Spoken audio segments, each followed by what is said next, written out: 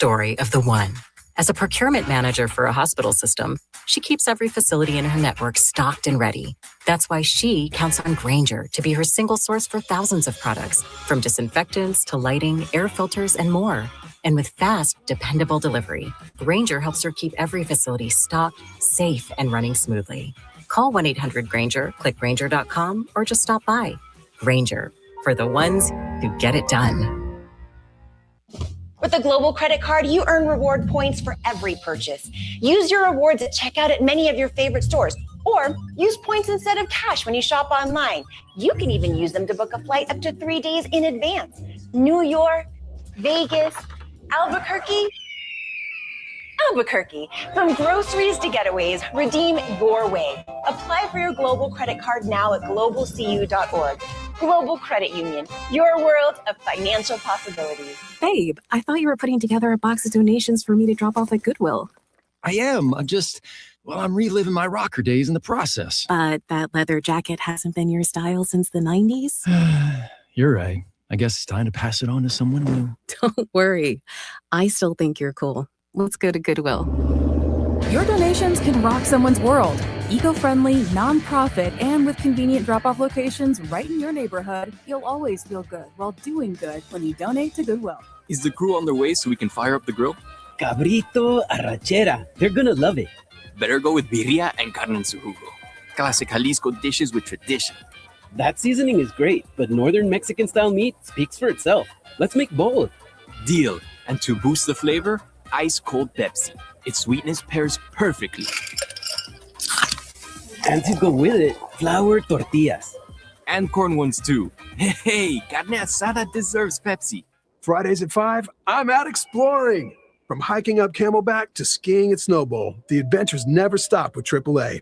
It's membership that travels with me, whether behind the wheel or a passenger, in my ride, my buddies, or a rental.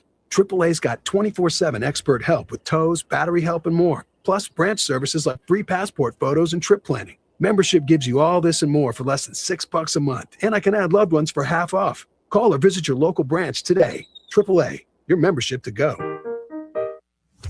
Superstar Car Wash, the car wash with superpowers. Sign up for a free car wash today. That's right, totally free for a limited time. Because we love what makes you shine. See website for details. AM 1060 KDUS Tempe Phoenix and KSLX HD2 Scottsdale Phoenix.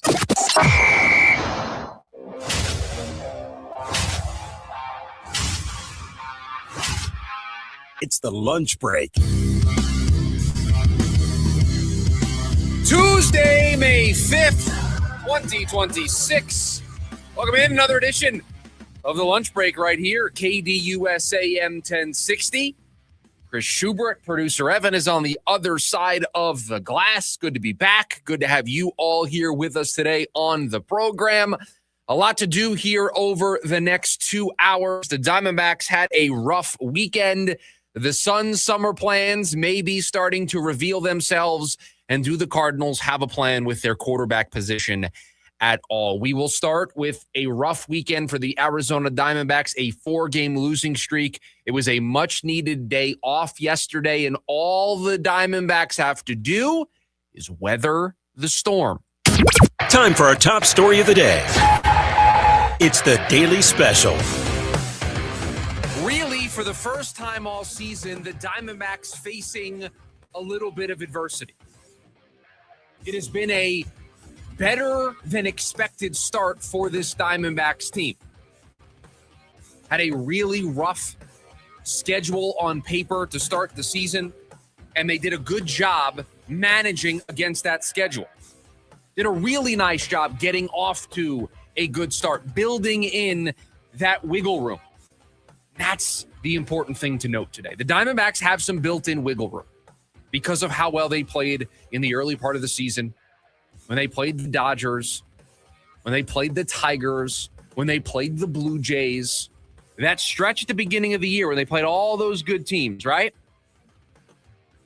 Swept the Tigers, split with Atlanta, the road trip on the East Coast, 2 of 3 in New York, 2 of 3 in Philadelphia, 2 of 3 against Baltimore, 2 of 3 against Toronto. All of that built in some wiggle room. So that when something like this happens, it doesn't have to be a disaster.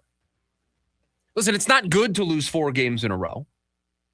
It's not good to undo the great start that you had to the year.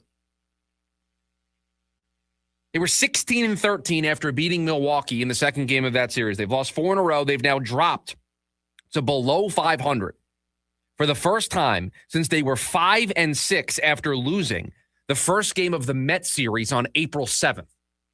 You're talking nearly a month that the Diamondbacks have been well above 500, comfortably above 500.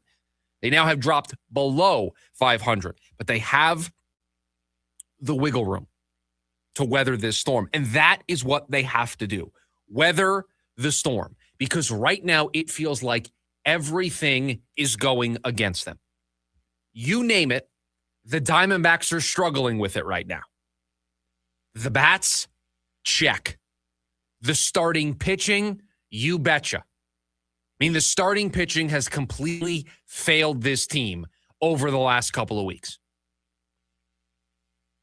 They are not getting length from their starters regularly. The underlying numbers said they were due for a little bit of a regression. It's starting to happen. You're putting too much on a bullpen that you've overworked so far through the first 30-plus games of the season. That's starting to show some bad signs. Everything is working against this team right now. The bats, the starting pitching, the bullpen. And so we sit here today talking about a 16-17 baseball team that I think had a much-needed day off yesterday. Start a 3-game series tonight against Pittsburgh.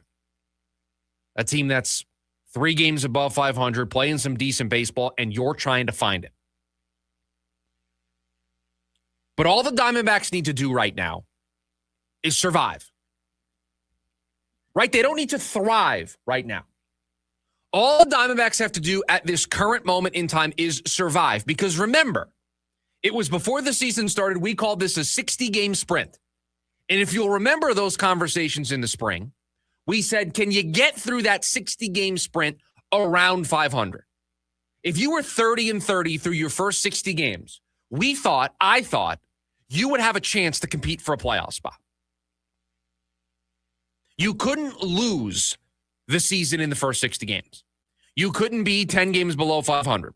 You couldn't be 7 games below 500. If you did that, that was probably too big of a hole to dig yourself out of, right? That's the bar we set on this show. Can you be 30-30 through your first 60 games? So when I look at a team that starts a series tonight, 1 game below 500, 16-17, it's a team that is kind of playing the baseball I thought they could play in spring. It's just that hot start has changed our expectations a little bit. That hot start has sort of made us forget about what the real game plan, what the real goalpost, the real goals were, the North Star. The North Star was, hey, could you be 30-30 through the first 60 games? At least that's the way I viewed it. If they could do that, they would get healthy along the way. They would get Lourdes Gurriel back. They would get Corbin Burns back. They would get AJ Puck back. They would get these guys back and healthy. And at that point, they would be strong in some areas of weakness as the season started. And they would be in a position to take advantage of those guys returning to the roster. So at 16-17, yeah, it feels bad. It should feel bad. Them losing 4 in a row, it should make you angry. It should frustrate you. You should be upset today that this team has lost 4 games in a row. You should be wondering. You should be concerned. Are these bats ever going to wake up? Is the starting pitching going to figure itself out? Is this bullpen going to get a chance to breathe for a second? All of those are legitimate gripes and legitimate questions to have. And they are legitimate concerns that could stop this team from getting through that 60-game sprint. But right now, it's not about thriving. It is about surviving. It is about hovering right now around 500 until you can get all of these things sorted out. Because it's not going to happen in one game. It is not going to happen in one series. They could have 3 of the best offensive days they've had all season. They could get 3 of the best starting pitching performances that they've had all season in this series against Pittsburgh, which starts tonight. That is not going to undo the overall feeling around this team 33 games in. You're going to need more than that. So it's not about thriving right now. It's not about, if you can do it, great. But this team has limitations. They have limitations with the bats. Their stars aren't all clicking right now. They have struggles in the rotation. The bullpen has been overworked, so it's not all going to turn around right away. It is not going to be a night and day difference just like that. It's going to take some time. So in the meantime, you've got to just survive. You can't get swept in series. You have to try to at least win one game in every series you play. If you can try to pick off the rubber match and win a series, that's great. You just have to survive. You have to stop this losing streak before it spirals into something that you are unable to dig yourself out of. This team can dig out of being 16 and 17. This team can dig out of being one game below 500. They can't dig out, I think, right now with the way that they're playing. They get swept in this series against Pittsburgh, and they're 4 games below 500. They lose 2 of 3 to the Mets, and they're 5 games below 500. I don't know if this team right now is constructed in a way with the health, the underperformance, to dig themselves out of that hole, and that's when this snowballs into an avalanche. You just have to survive right now. It doesn't have to look pretty. It doesn't have to be the best baseball you play, but we are a little past the halfway point of that 60-game sprint. And so far, despite losing 4 games in a row, you have done your job. You just have to find a way to keep it going for another 27 games. I know that's not sexy. I know that's not pretty. I know that's not what people want to hear today, but all you have to do if you're the Diamondbacks is keep yourself in the mix. Survive, not thrive. You just can't sink. Can't sink. The boat can't sink. We just got to plug up the holes with the duct tape until we can pull into a port and get it fixed. What's the old Flex Seal commercial? Right. That's what we need. We just need to apply some Flex Seal to the boat and just get ourselves to the next station, to the next port. That's all we need to do. We don't need a brand new boat.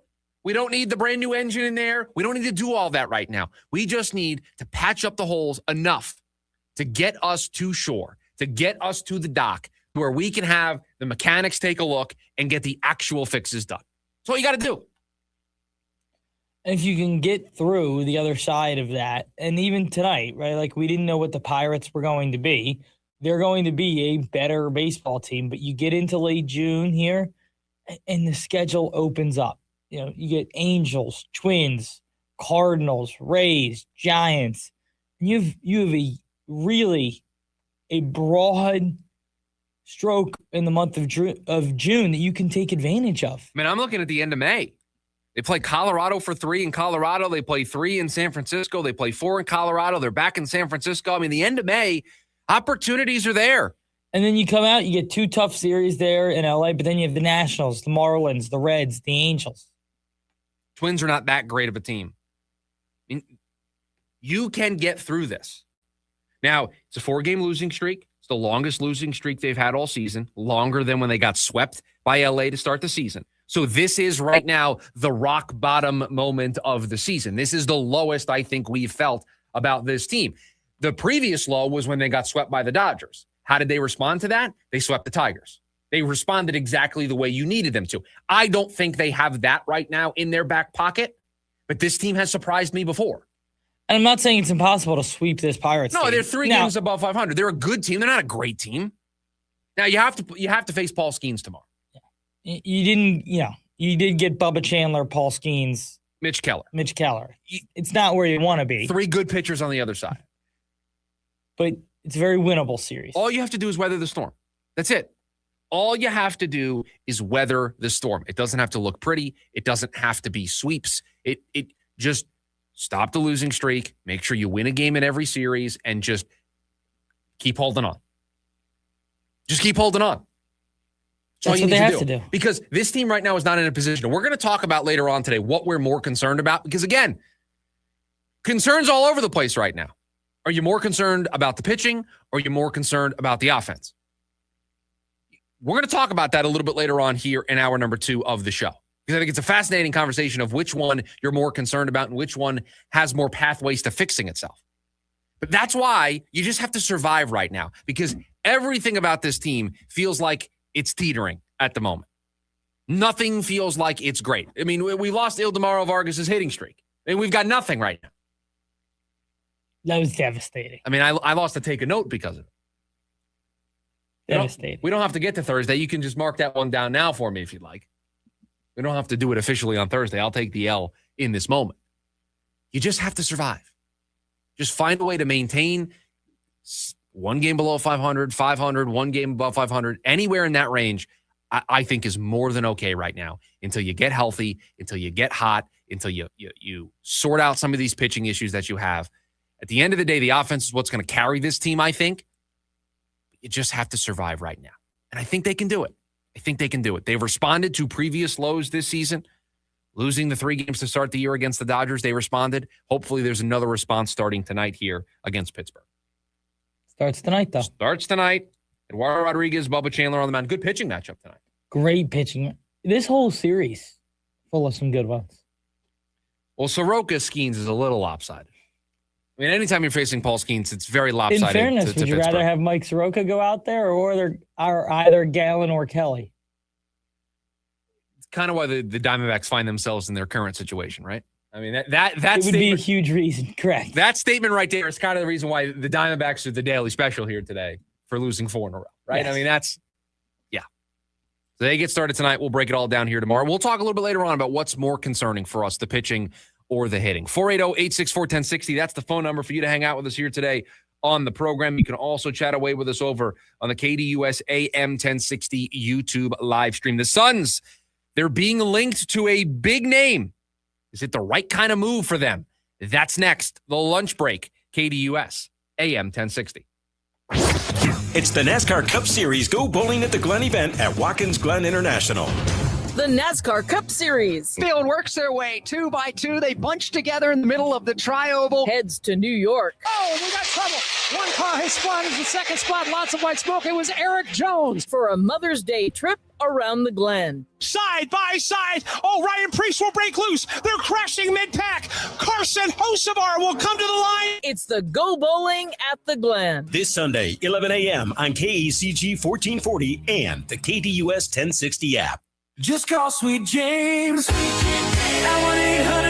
1-800-9-million. Just call Sweet James, your accident attorney. Hurt in a crash? Call the attorney at Sweet James, 800-9-million and sweetjames.com. Bob Dylan in person. There must be some way out of here. One night only. June 23rd, Arizona Financial Theater. Bob Dylan. Plus Lucinda Williams and her band and the John Doe Folk Trio. Get tickets now at livenation.com. Bob Dylan Live, plus Lucinda Williams and her band and the John Doe Folk Trio. Show starts promptly at 7 p.m. Hi, I'm John Ray, your friend and jeweler at Shane Company. Getting engaged?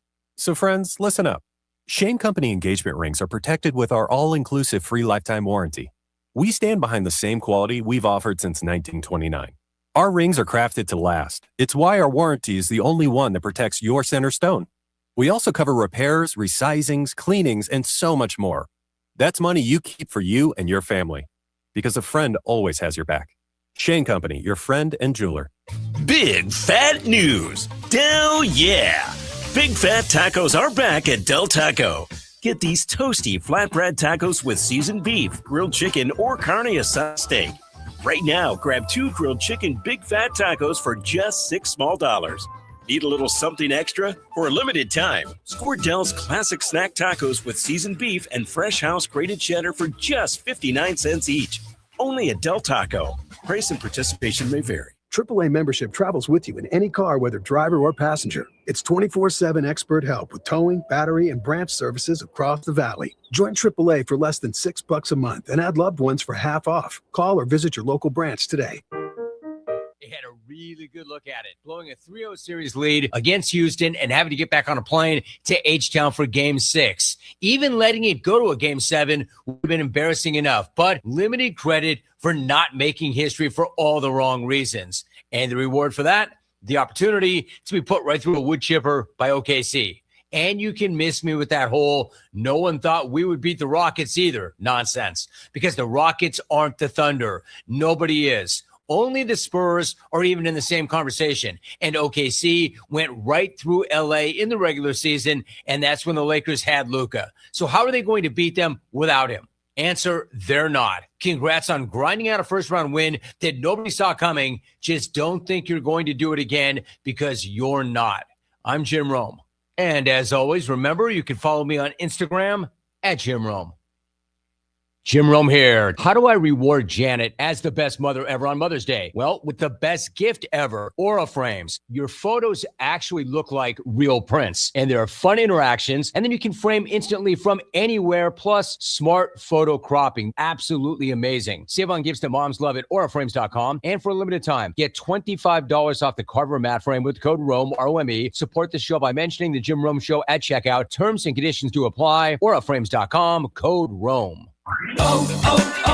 O'Reilly. Check engine, ABS, or maintenance light on? Take the guesswork out of your warning lights with O'Reilly Veriscan. The service is free and provides a report with solutions verified by ASE certified master technicians. And if you need help, we could recommend a shop for you. Ask for O'Reilly Veriscan today. O'Reilly Auto Parts.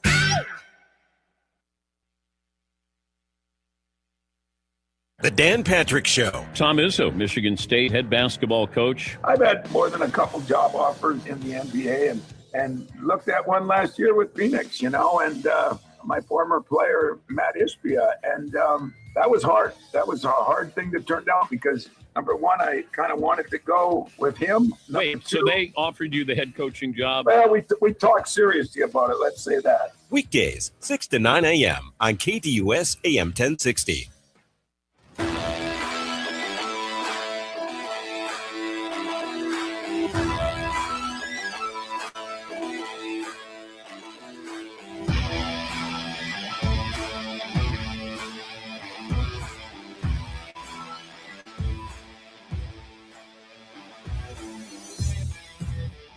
Welcome back into the lunch break. KDUS AM 1060. The top of the hour. Good friend of the show. Host of the Locked On Suns podcast. Host of the Ben Garcia show on YouTube.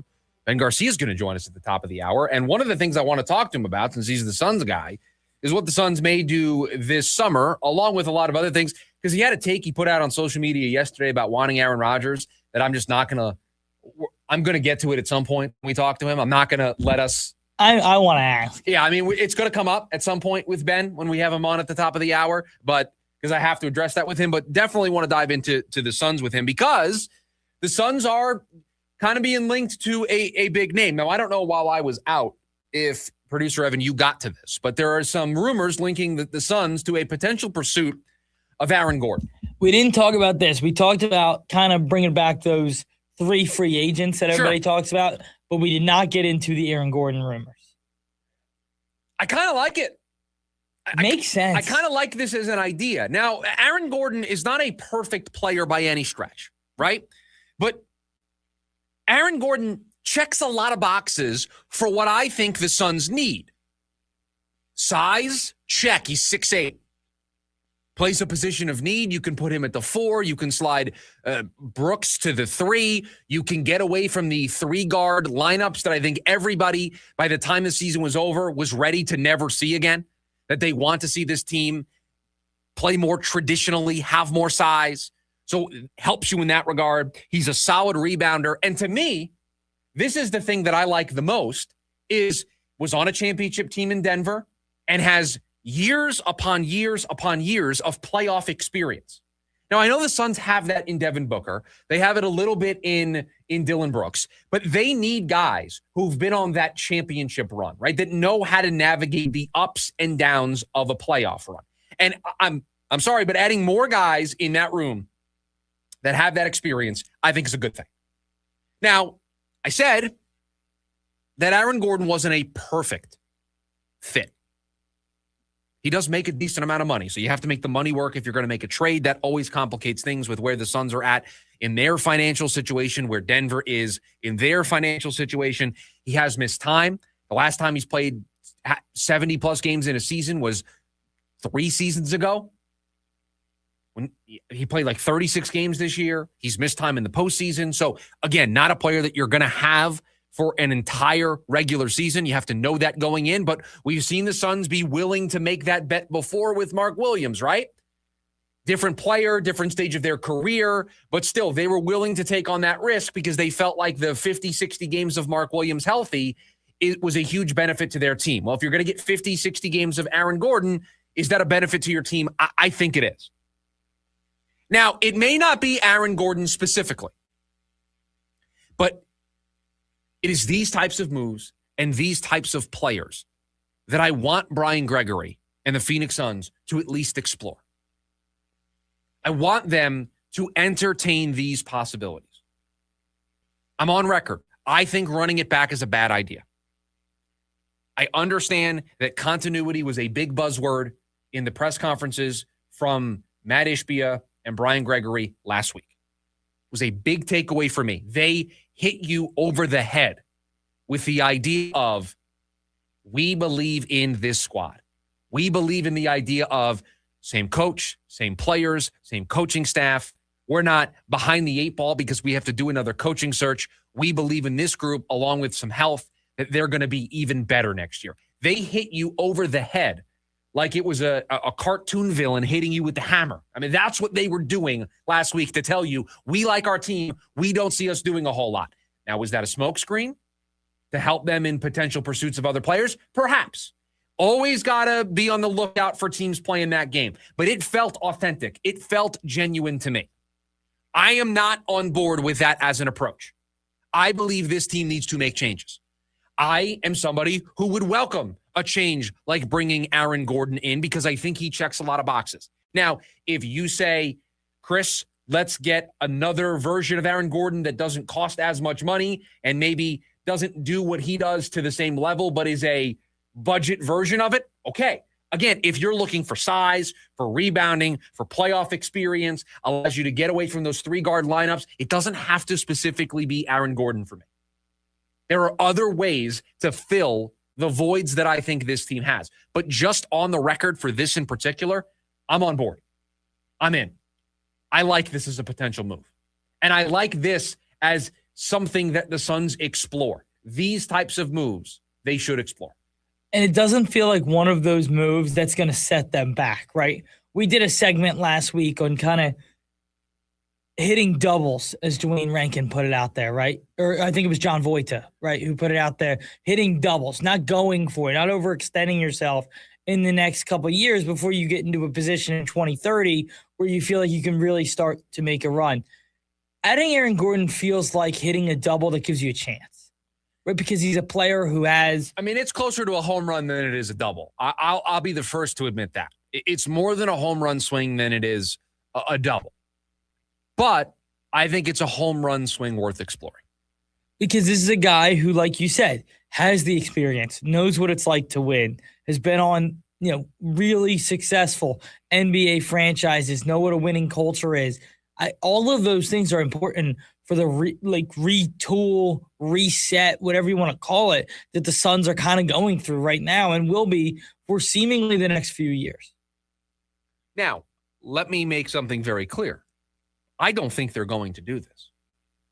I don't either. I'm taking them at face value with what they said last week. I think they've been very openly honest with everybody. Now, if you traded for Aaron Gordon, his contract has 2 more years on it. It gets done the 2030 season. So those timelines that I think John Voita, that the Twitter post that he put out, talking about the timelines converging in 2030, it goes right along with it. Aaron Gordon doesn't sacrifice any of that. Now, you may have to trade some pieces to make it happen, but it doesn't sacrifice where you're adding a contract that extends into that window. But I'm taking them at face value what they said last week, because it felt like they went so out of their way to say it. And I think that was because they were trying to set expectations, because give them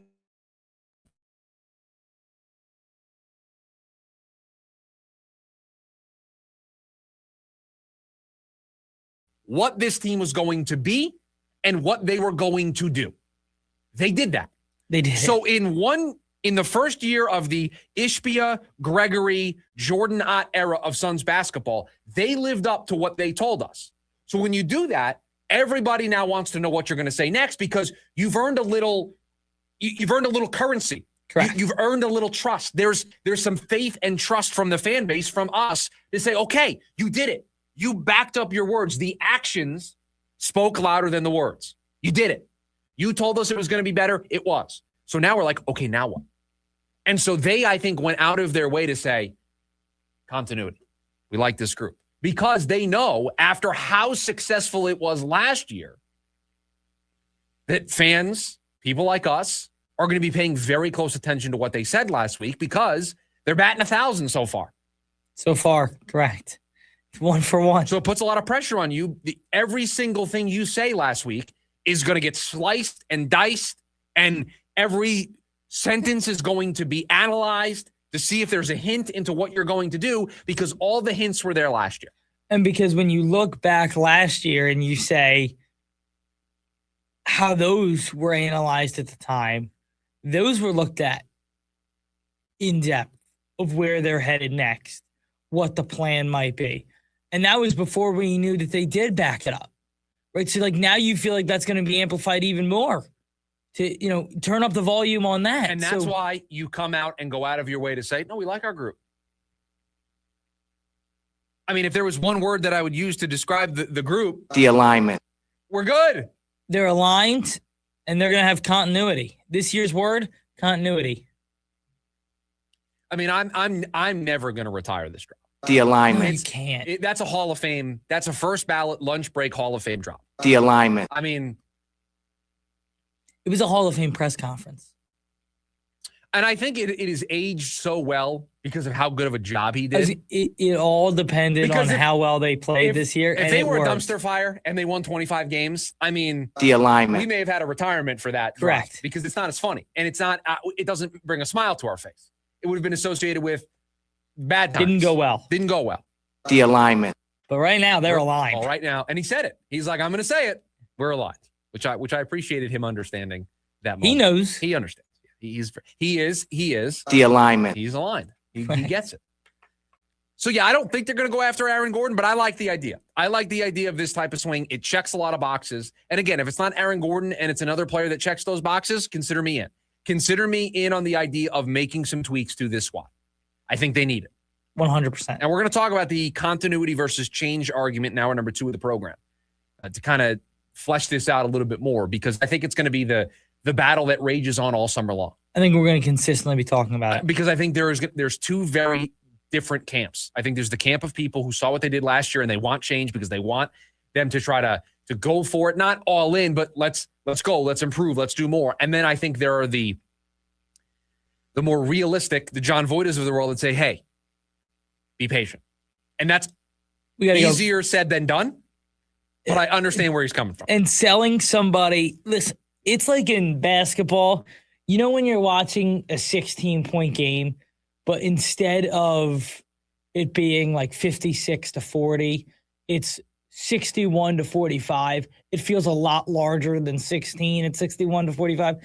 Saying 2030 and like telling somebody in 2022, 2026, saying 2026, like, oh, look forward to 2030. We're like, oh, we've got to wait till 2030. Right. Like the 30 just makes it feel so much longer away. And because you won 45 games last year and you were a playoff team. So that it kind of speeds up the timeline in people's heads a little bit. Like, I got to wait to 2030. No, I just watched them win 45 games last year. So yeah, I want Aaron Gordon. Yeah, I want to make that move. So I get it. I understand. 480-864-1060, the phone number for you to hang out with us here today on the program. You can also chat away with us, the KDUS AM 1060 YouTube live stream. When we come back, do the Cardinals even have a plan at QB?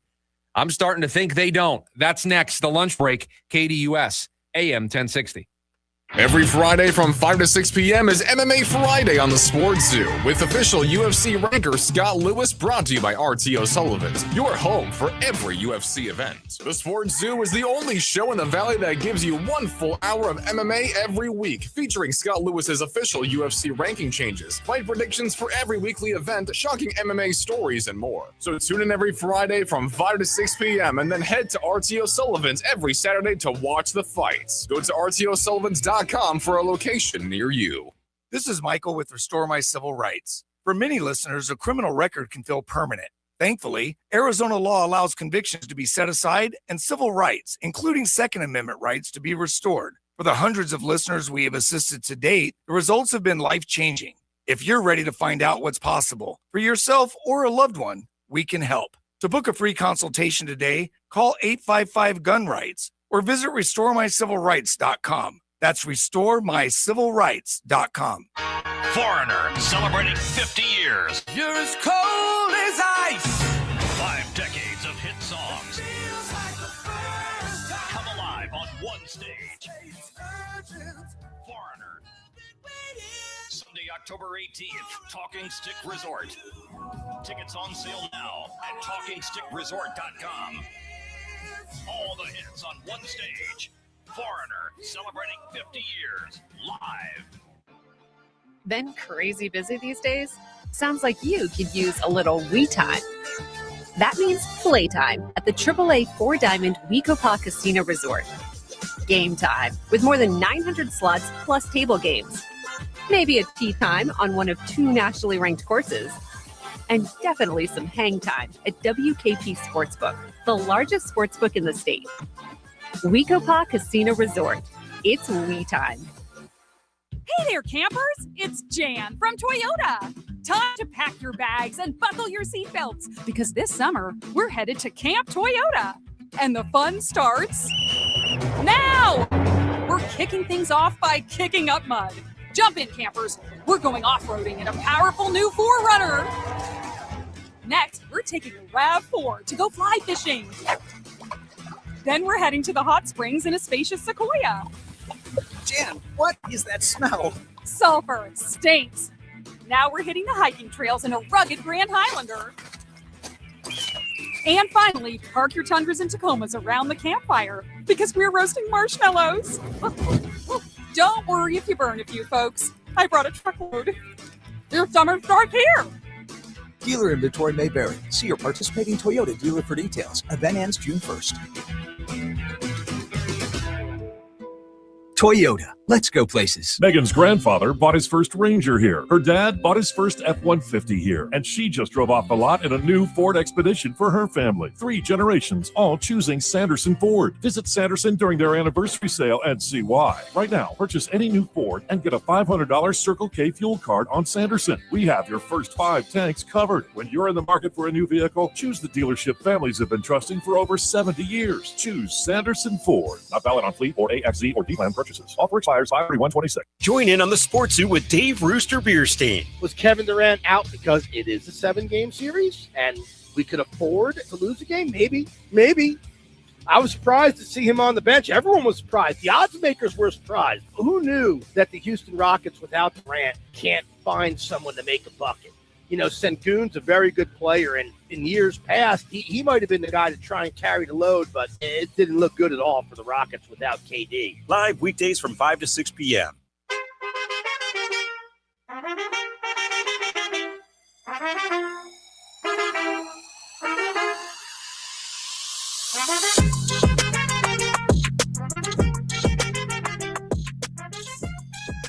Producer Evan, I'm trying to do better.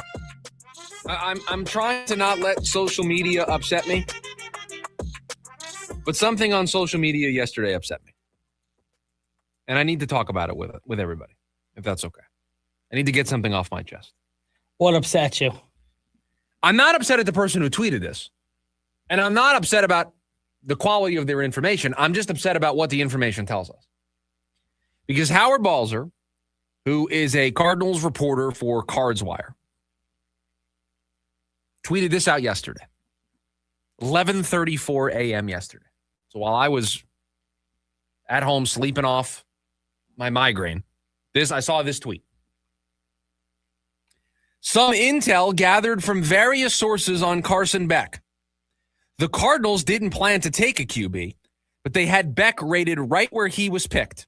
If a few others had been available, one would have been selected, but all were gone.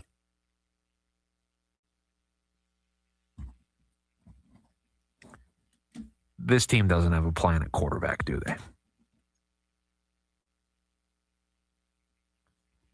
This team has no idea what they're doing.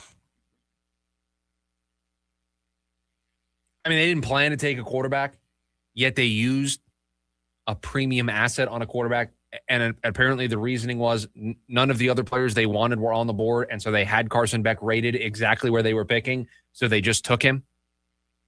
I mean, this is like when you're doing your fantasy football draft and all the players on your little big board are gone. So you just take the guy that, ESPN or Yahoo or Fantrax or whoever you use has rated in that spot. You just take him. Okay, we'll take this guy. I mean, what are we doing here? That's exactly what happened here. I don't know what else to take from that tweet other than say that is exactly what happened. They didn't plan. I'm going to read it again. The Cardinals didn't plan to take a QB. They didn't plan to take a quarterback, yet they used the 65th pick on one. The 65th pick is a premium asset. And please, don't make me rehash my rant from last week about why making him the selection at 65 was bad, because I don't know how much he's going to play this year. And you're just going to probably draft a quarterback in 2027. I read a story on The Athletic this morning. It was anonymous executives talking about every team's offseason. And when the Cardinals came up in the NFC piece, the executive, and I don't have the quote directly in front of me, but said, if I was them, I would just start Carson Beck the whole season. Might as well. We're going to take a quarterback in 2027 anyway. Might as well just roll the dice, see what you have in Carson Beck. What's the difference? They don't have a plan. That's what's infuriating. They were not going to take Carson Beck. That was not their intention when the draft started. Their intention was, we are not going to select Carson Beck. But then the 65th pick rolled around, and they didn't like anybody on their board, so they forced it at the quarterback position with a premium asset. Honestly, that would be like taking Ty Simpson number 3. It's exactly what it would be. Is there an actual plan for what they're doing at this position? No. And that tweet proves it. And I got to tell you, the other thing this tweet concerns me about is, do I trust these guys to get this right next offseason? You didn't get Malik Willis in free agency. You drafted Beck when you didn't want to take a quarterback. And Monty's draft history in general isn't all sunshine and rainbows. So that's pretty bad. Add all that up. You want Monty to be the guy that takes a quarterback in 2027? When apparently he just takes quarterbacks because none of the other guys we wanted were available. We weren't planning on doing this, but whatever. He was the next guy on our big board. Yeah, he was the top name on our big board. So let's just do that instead. So you know what that tells me? Go with me for a second. That tells me they don't have a plan for him to play this year. No. That's exactly what that They means. did not draft him with the intention of, maybe he'll get some starts. Now, I think they're going to be forced to do it. They drafted him with the intention of, best player available. And they took a quarterback, which I'm fine with best player available. But if he was 65th on your board, you're telling me honestly, nobody was in front of him? You're telling me that there wasn't somebody that was pick number 66 on your big board, 67 on your big board? Who maybe played tackle. Maybe it was an edge. I would have rather you reached for players 66 and 67 on your big board than draft Carson Beck 65. At a better position for this team and where they're currently at? Correct. At a position of need, rather than now your third, fourth quarterback in that room who's not going to play the whole season. Not at all. Although he probably should at this point. You have to start him. You're going to have to at least give him some kind of runway. Or else it's just an absolute, complete waste of a pick. I would rather you get fleeced in a trade than make the pick of Carson Beck. I'd rather you move down a couple of spots, and if you pick up a 6th rounder, fine, who cares? At least you got another asset. At least you're doing something. You're not forcing it at a position where you don't force it. You don't force it. That's the one position where you just don't do that. You got to love somebody. You went into the draft expecting not to take a quarterback. So that kind of tells me how you felt about Carson Beck. You had him as your 65th rated player. You didn't love him that much. No. You rated him as a 3rd-round QB. It means you didn't love him. You didn't love him. And so then you didn't like anybody else on your board, so you forced it with a guy that, again, you didn't love because you had him rated as a 3rd-round grade. What are we doing? It's really that bad. And again, this is the group that's probably going to make the pick next year at quarterback. And How do you trust this group? I've gone this entire segment without even discussing Aaron Rodgers. And that possibility that still is out there floating around. Can you honestly put the faith of this organization into that group to select the next quarterback? You can't. By the way, do you follow Kendrick Bourne on Twitter? I don't think so. You go to Kendrick Bourne's Twitter account. I believe he tweeted something today about Aaron Rodgers. I think he did. At least I thought he did this morning. It's not there anymore, so he might have deleted it. Because I think I saw Aaron Rodgers, come on, waiting on you. Or come on, we waiting on you. Yeah, that tweet. Yeah. I think that tweet's not up on his Twitter account anymore. Like if I go to his official account, I don't see it. But you got players on the team. Kendrick Bourne on the team. I think that's campaigning for Aaron Rodgers to come. I don't know what else would be considered campaigning.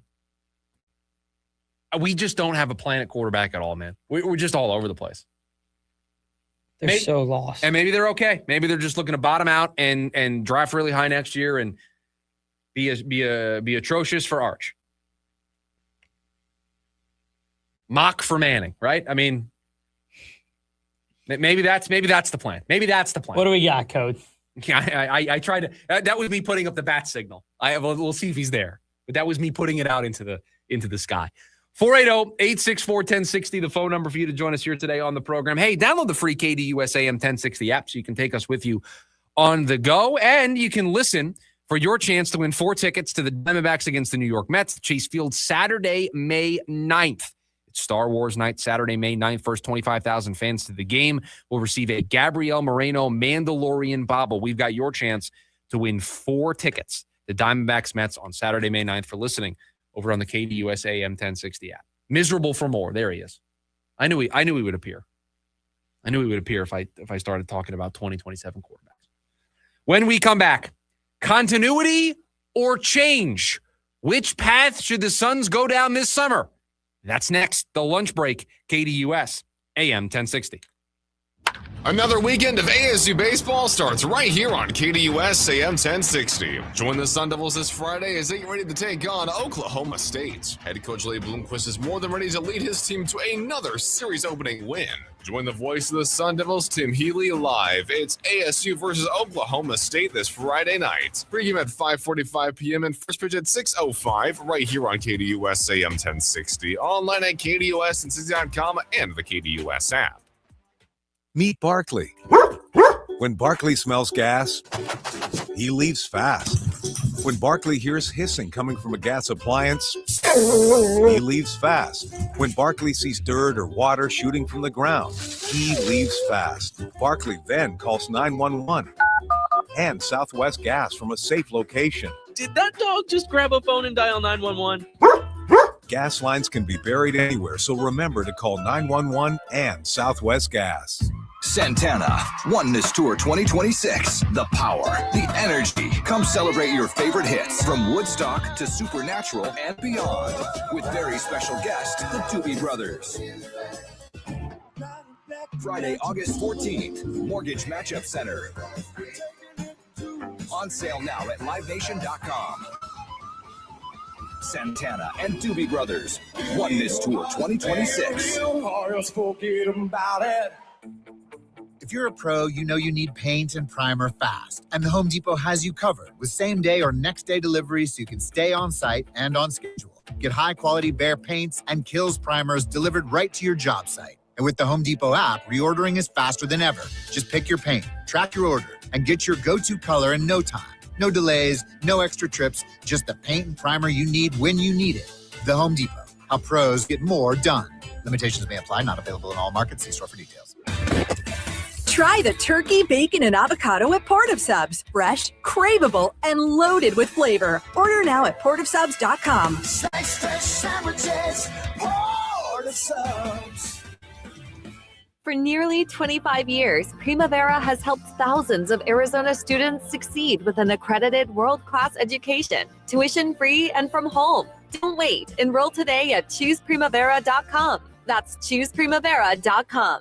Every Friday from 5 to 6 p.m. is MMA Friday on the Sports Zoo with official UFC ranker Scott Lewis, brought to you by RTO Sullivan's, your home for every UFC event. The Sports Zoo is the only show in the Valley that gives you 1 full hour of MMA every week, featuring Scott Lewis's official UFC ranking changes, fight predictions for every weekly event, shocking MMA stories, and more. So tune in every Friday from 5 to 6 p.m. and then head to RTO Sullivan's every Saturday to watch the fights. Go to RTOSullivans.com for a location near you.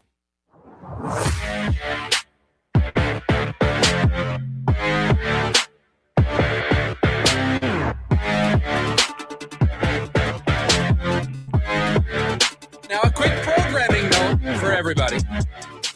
Buy or sell not at 12 o'clock today. Buy or sell going to 12:15 on Tuesdays.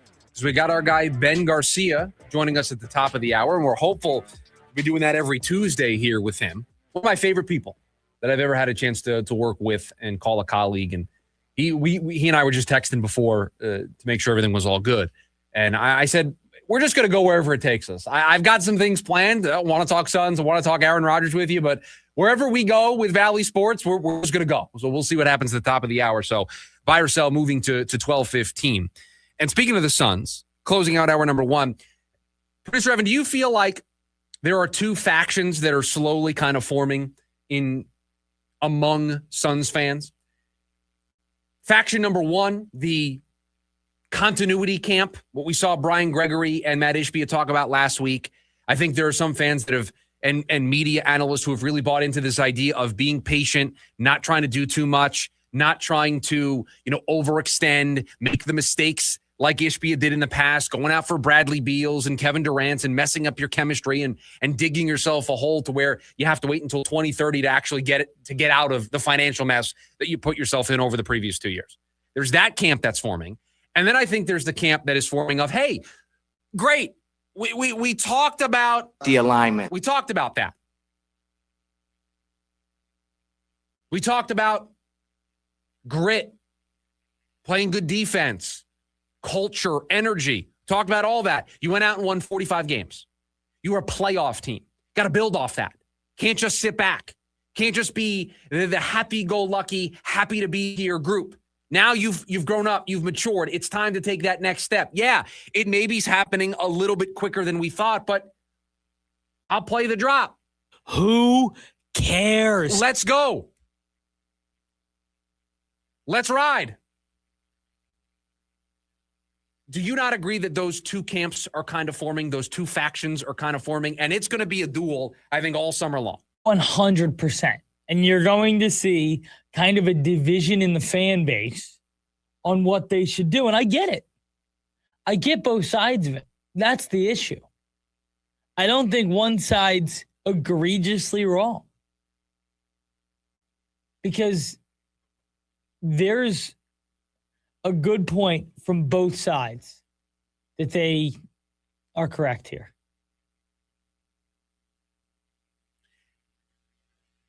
Right. You don't necessarily know which side is correct. 100%. You've no idea. Because I can convince myself that patience is the way to go. But I don't think that needs to mean inactivity. Correct.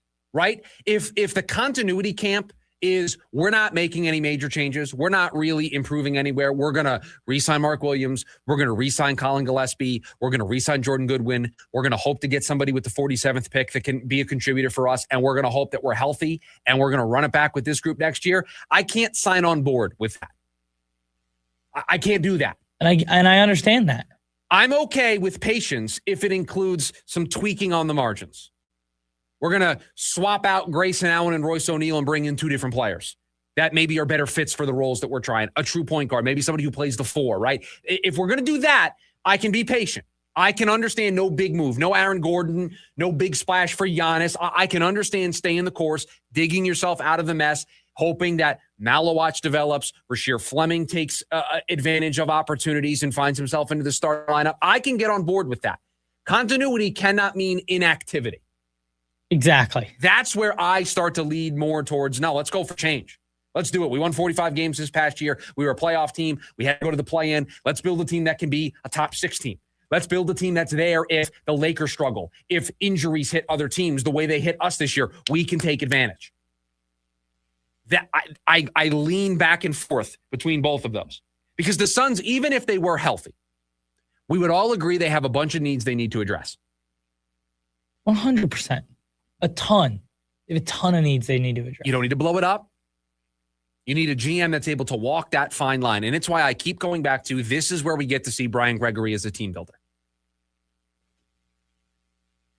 Like, this is where we get to see how this is where it comes down to. This is where we learn more about Brian Gregory as a GM this offseason than we did last offseason.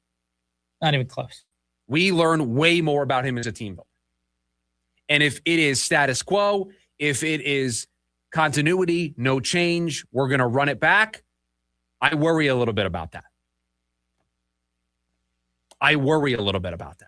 If it's we're going to improve on the margins, but we're not going to make any big splashes, maybe Grayson Allen is out of here, maybe Royce O'Neal is out of here, we get some draft picks back, we get a player back that can help us. You are now, I think that is enough for me to say you're making changes, you're trying to address needs, but you're keeping the big picture. And I can be okay with that. I can't be okay with running it back and saying, oh, we're just going to hope that we're healthy next year. That to me is a mistake. It'd be a huge, huge, huge mistake. That to me is betting on something that, I mean. Who knows? It's betting on an unsure. It's betting on something you have zero control over. Correct. Whereas making moves, getting somebody that's a better rebounder, getting somebody who's a power forward, getting somebody who's an actual point guard, doing all those things, that actually is something you can control and you can go out there and do. And you have impact on. You have impact. Whether or not Mark Williams gives you 45 games or 65 games, you have no impact on. And we know this because the Suns took it very easy with him throughout the course of the year, right? And yet we got to the end of the year and he still missed the postseason. So even if you do everything in your power to keep a guy healthy, you have no guarantees. No guarantee. They took it slow with Jalen Green. Second game back, he's back on the shelf. So you never know. And I'm sorry, that's just not a place that I'm willing to put all my chips. Not willing to bet in that way. I think that is completely fair, because how can you bet on that? Like we're talking about you're making the same bet you made last year, and yeah, you won 45 games, but I don't think any one of us would say you're happy with how the injuries played out for the Phoenix Suns. Throughout the year, you had somebody on the shelf.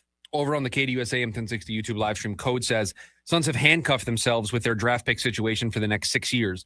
The emphasis on continuity feels more like a direct result of that than anything else. That's fair. There is a part of this that is they have to have continuity because they don't have a lot of other levers to push. Or flip, I should say. They don't have a lot of buttons that they can push. They are limited in what they're able to do. Agreed. That's why team patience is team patience, because they understand the Suns can't do a whole lot. There isn't a lot they can do to close the gap to OKC and to San Antonio. There's not a whole lot of stuff they can actually do to bridge that gap. So don't screw it up for 2030. Michael says running it back will amount to losing again. I don't know about that.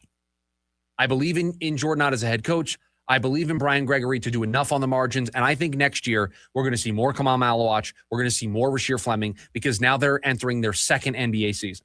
And there's less that they have to learn. I mean, you're swimming upstream as a rookie in the NBA trying to draw minutes in the lineup, especially when you're Kamal Malawach and you're 19 years old. I mean, you're just swimming upstream. And I think next year Ott is going to trust them more and give them larger roles. And if he doesn't, that I think is a mistake. But I think we all want him to, and I think he recognizes that he has to. I think both of those guys are in for more important roles, more impactful roles next year. Hour number 1 of the program in the books. We've got buy or sell in hour number 2. We'll talk about what's more concerning about the Diamondbacks, but our good friend Ben Garcia joins us to open up hour number 2 of the program. We'll talk about team continuity, team change, and maybe some Aaron Rodgers as well. That's next, the lunch break, KDUS AM 1060. AM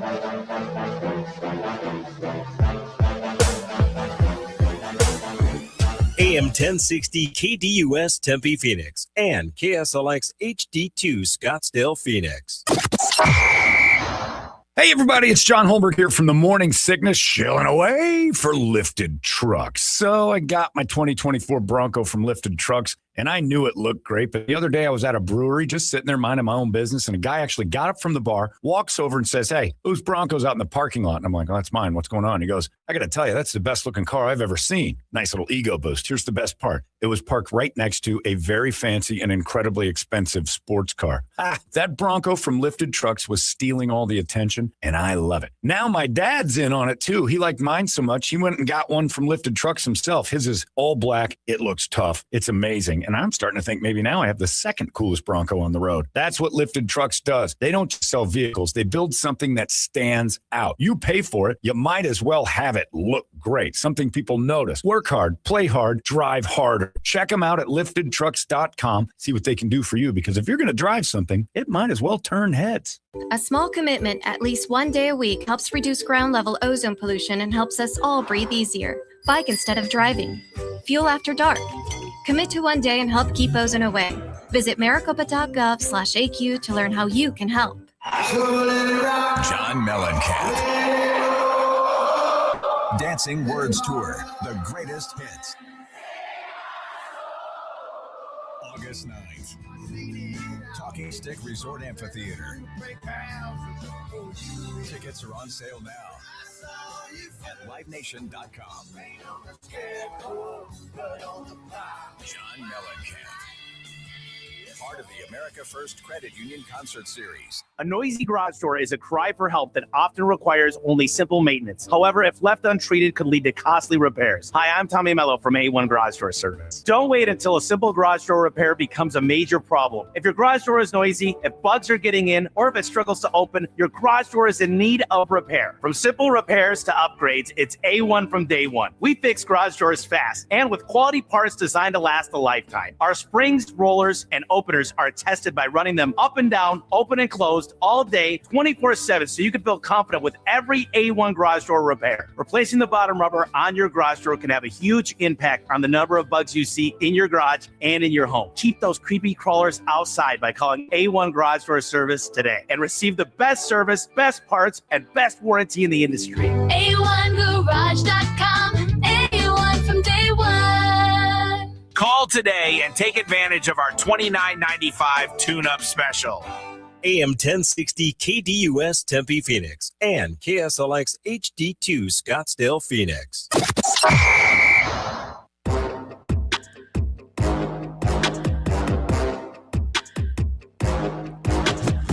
Hour number 2 of the lunch break here on KDUS AM 1060. Chris Schubert, producer Evan is on the other side of the glass. Thanks for hanging out with us here today on the show. Very excited. Friend of the program.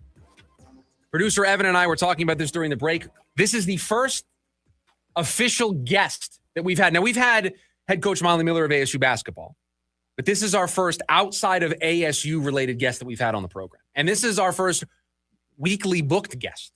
So I'm very pumped. This is a good friend of mine. I've had a chance to do some fill-in stuff with him, the host of Locked On Suns, host of the Ben Garcia Show on YouTube.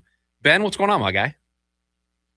How are you, man? That was some pretty high praise for, a guy that we used to spar back and forth behind the glass or in front of the microphone over at, previous gigs. And now look at us. You're inviting me back on. I, for one, was surprised. You were surprised that after all of our sparring, I would want to do it again? See, now it's my turf now, right? That was your turf back then. I was a guest in your home, kind of on your turf. Now we're doing this on my turf. It was like a home and home series. I wanted to start with the Suns, but my producer showed me something this morning, and I have to start with your Aaron Rodgers take because if we want to do the sparring right now, I couldn't disagree with you more on Rodgers coming to the Cardinals. I am so concerned about what it would do to LaFleur's ability to be successful in year one. Well, I completely disagree because I saw Nathaniel Hackett with Aaron Rodgers as his OC with Green Bay, where he was just the offensive coordinator. Turn Aaron Rodgers into an MVP guy. Now, I don't think Aaron Rodgers is going to be anywhere near an MVP guy, but what he did last year with the Steelers was really impressive. with just Pat Freiermuth and DK Metcalf. They tried to draft him a running back in, late in the rounds last year in the NFL draft, and the guy couldn't figure out how to field a kick return, perfectly to be able to get on the field. So I like Aaron here. The issue with it is, and the thing that I get so much pushback of is, well, he is going to win the Cardinals 6 games. The Cardinals need to pick a side. They either need to be great, which probably isn't in the realm of possibility, or they need to be terrible. And for me, it's, well, what are we doing here? No NFL team is just going to go out there and try to tank. The Cardinals have been tanking my entire life, and it hasn't resulted in any wins.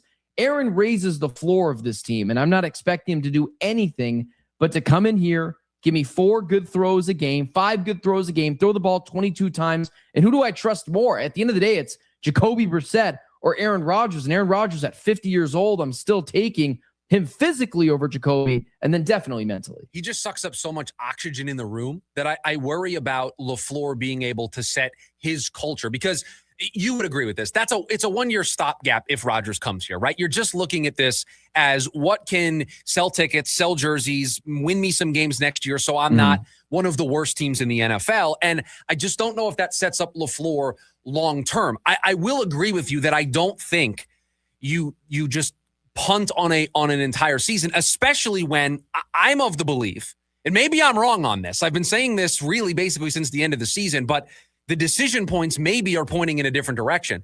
Monty's got to win games if he wants to be the guy that makes the pick in 2027. Like, they can't go 2-15 again, and he's the guy that's making the pick at number 3 overall. How do you trust him when they missed on Malik Willis?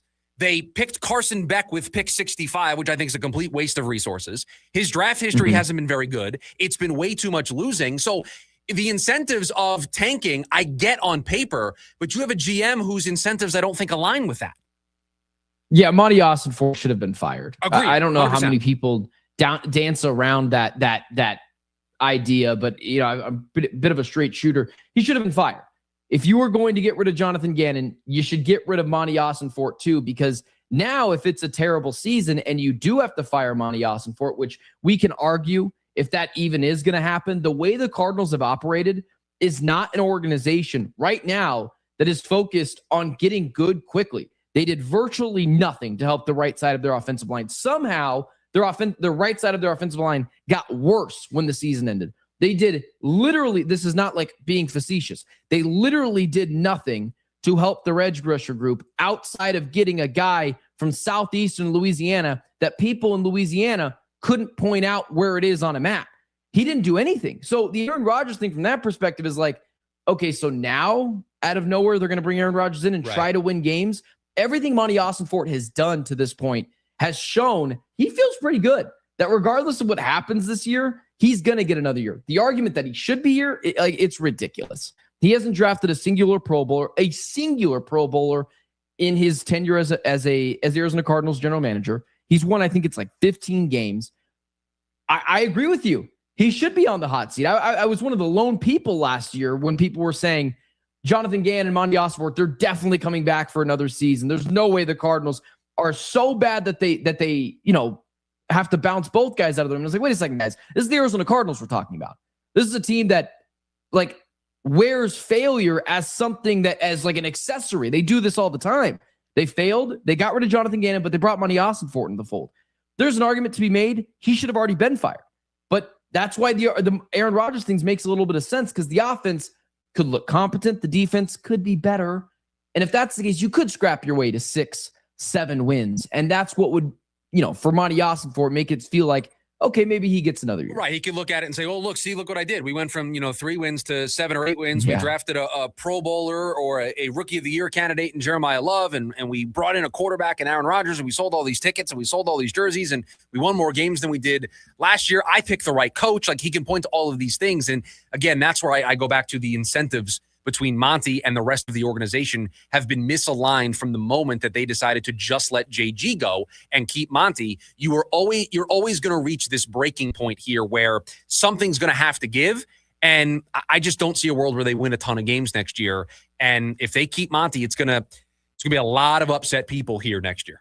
And I guess where I stand, hey, Ben, Evan here, the producer of the program, I guess where I stand is they feel confused. And Ben, I thought you made a good point is he feels safe, but then I question why bring in Rodgers? Like if I feel safe, isn't drafting the next quarterback or playing for next year then buy me the time? Like what does bringing in Rodgers, that feels like I have to win now to save my job. If I feel like I have a little bit of runway, I'm going to develop the young guy. Right?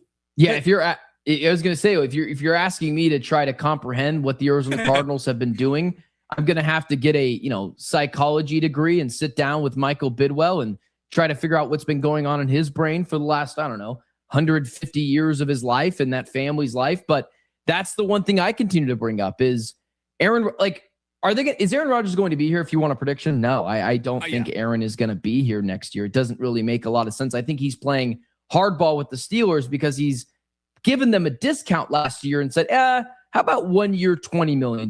That's kind of my going rate now. And he can offer that if he's got a market for it. It's just everything the Cardinals have done have pointed to a team that looks to be tanking. But you can't have players tank. And Mike LaFleur is not going to walk out there and win 2 games when he was already the Cardinals' 5th, 6th highest head coaching ranking candidate. Like they didn't get their 1st, 2nd, 3rd, 4th guy. They got like their 5th guy.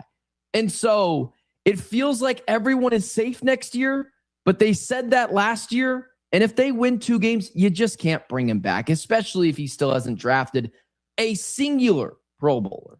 Well, can you imagine as well? And I want to get to the more positive in the town. I want to talk about the Suns here in a second. But can you imagine a world I love going after teams where Jeremiah Love struggles next year and it takes him a little bit to grow into his role in the NFL? I mean, Ben, it wouldn't shock me if LaFleur, in his first year as a head coach, in a new place with a new team and a new roster, it takes Jeremiah Love a little bit. And at the end of the year, he's not the rookie of the year. He's not talked about as one of the best, young running backs in the game. And so you then add that to Monty's track record. And it's like, I don't want that guy making the pick in 2027 because I don't trust him to get it right.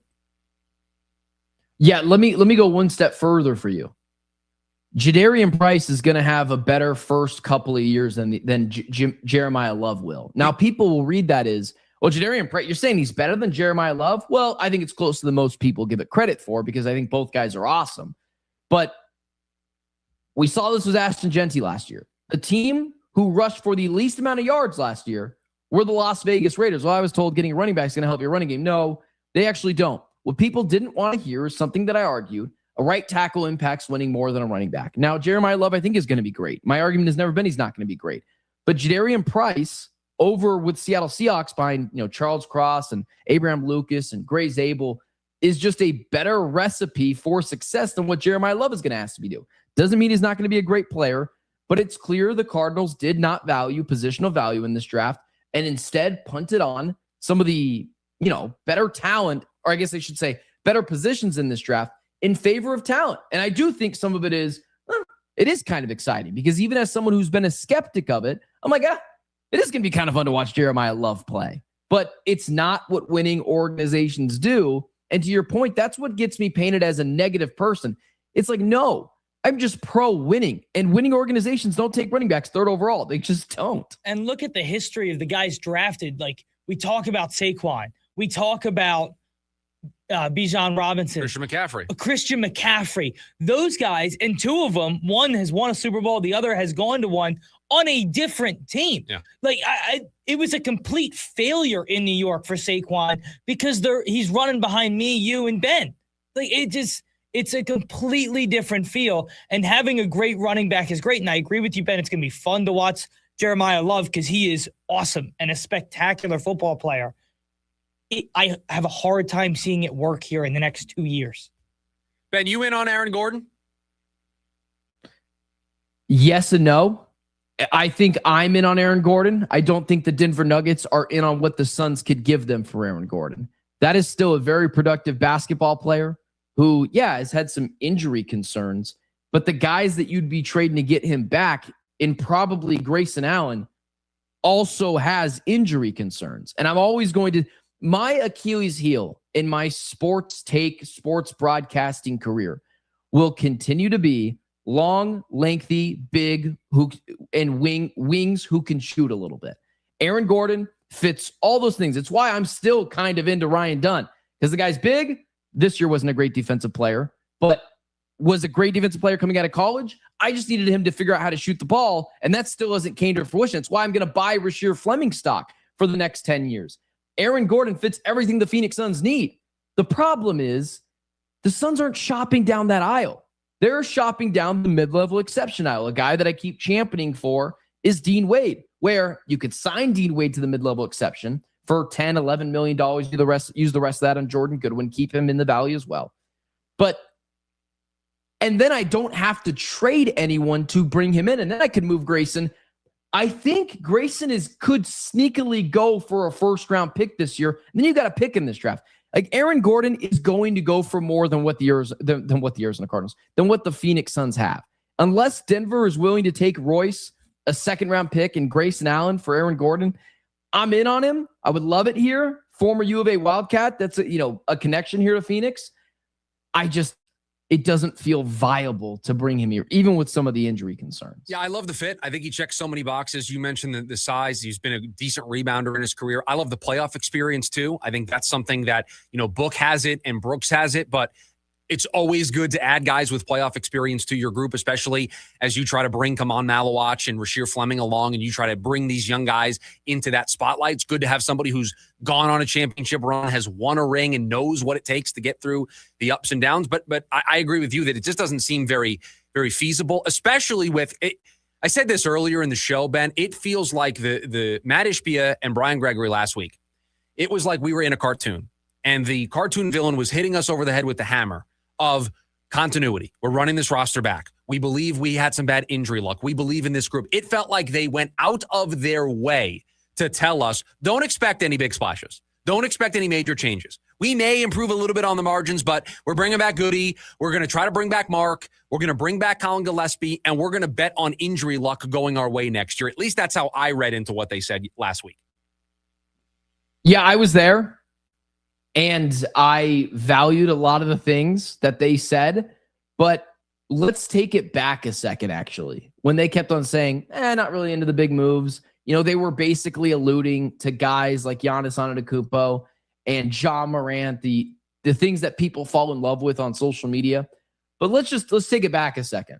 How would the Suns get those players? Like Ja Morant, maybe you could give up Jalen Green and Royce O'Neal to bring Ja Morant to Phoenix, but outside of that, Giannis Antetokounmpo isn't attainable. As I do believe the Suns have tweeted moves. about the Phoenix. He talked about a Phoenix Rising. So that means he's coming. Yeah, that was crazy. that was. I think Giannis definitely did that. I think on purpose, but not for the reason Suns fans think. He just wanted to get people talking about. Yeah, I'm gonna be getting out of here. Now he's not coming to Phoenix. There's legitimately no shot of that happening. I think it is irresponsible of people to act like it would, who have, I think, say in this, but the Suns don't have the ability to do that. They've got 2 tradable firsts when the NBA draft rolls around. They're not going to be able to, they should not give up those 2 picks to go get him. And not only that, but what are the Bucks taking Jalen? Like, I'm just making this up as I go because I don't know how the money works because I won't entertain it. But are the Bucks taking Jalen Green, Grayson Allen, and let's just say Rasheer Fleming and a first-round pick for Giannis? Of course they're not. So what Matt Ishbia did is he took it as an opportunity, knowing damn good well he couldn't get any of those players, to say, nope, not even going to entertain it. I love my guys, because everyone likes to hear from their boss that they're doing a great job and that they believe in them. But the ultimate thing was they just can't get those guys. It's not possible. Yeah, no, I agree, and I think there's 2 factions that we're going to see kind of play out over the summer. There's team continuity, and I think there's team change. I think there's a lot of people out there that want to see this team do something, maybe not to the level of the players that you just mentioned, but something impactful. I think a lot of people, when you sit back and look at a 45-win season and going to the playoffs, they don't want to see their franchise just sit on their hands and try to run it back. And there's going to be a push and a pull, I think, all summer long of what the direction of this team should be. They've got some ability to move. The Suns do have options. They've got the mid-level exception, $15 million. I will continue to champion a guy like Dean Wade. Suns aren't chasing superstars. They're chasing superstar role players.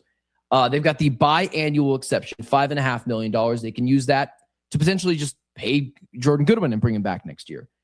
They've got the 47th overall pick, and the Suns have earned the right for you to listen to that because they've drafted Toumani Camara, Oso Ighodaro, and Kobe Bryant looked pretty good last year when he played. They can clearly identify talent in later rounds.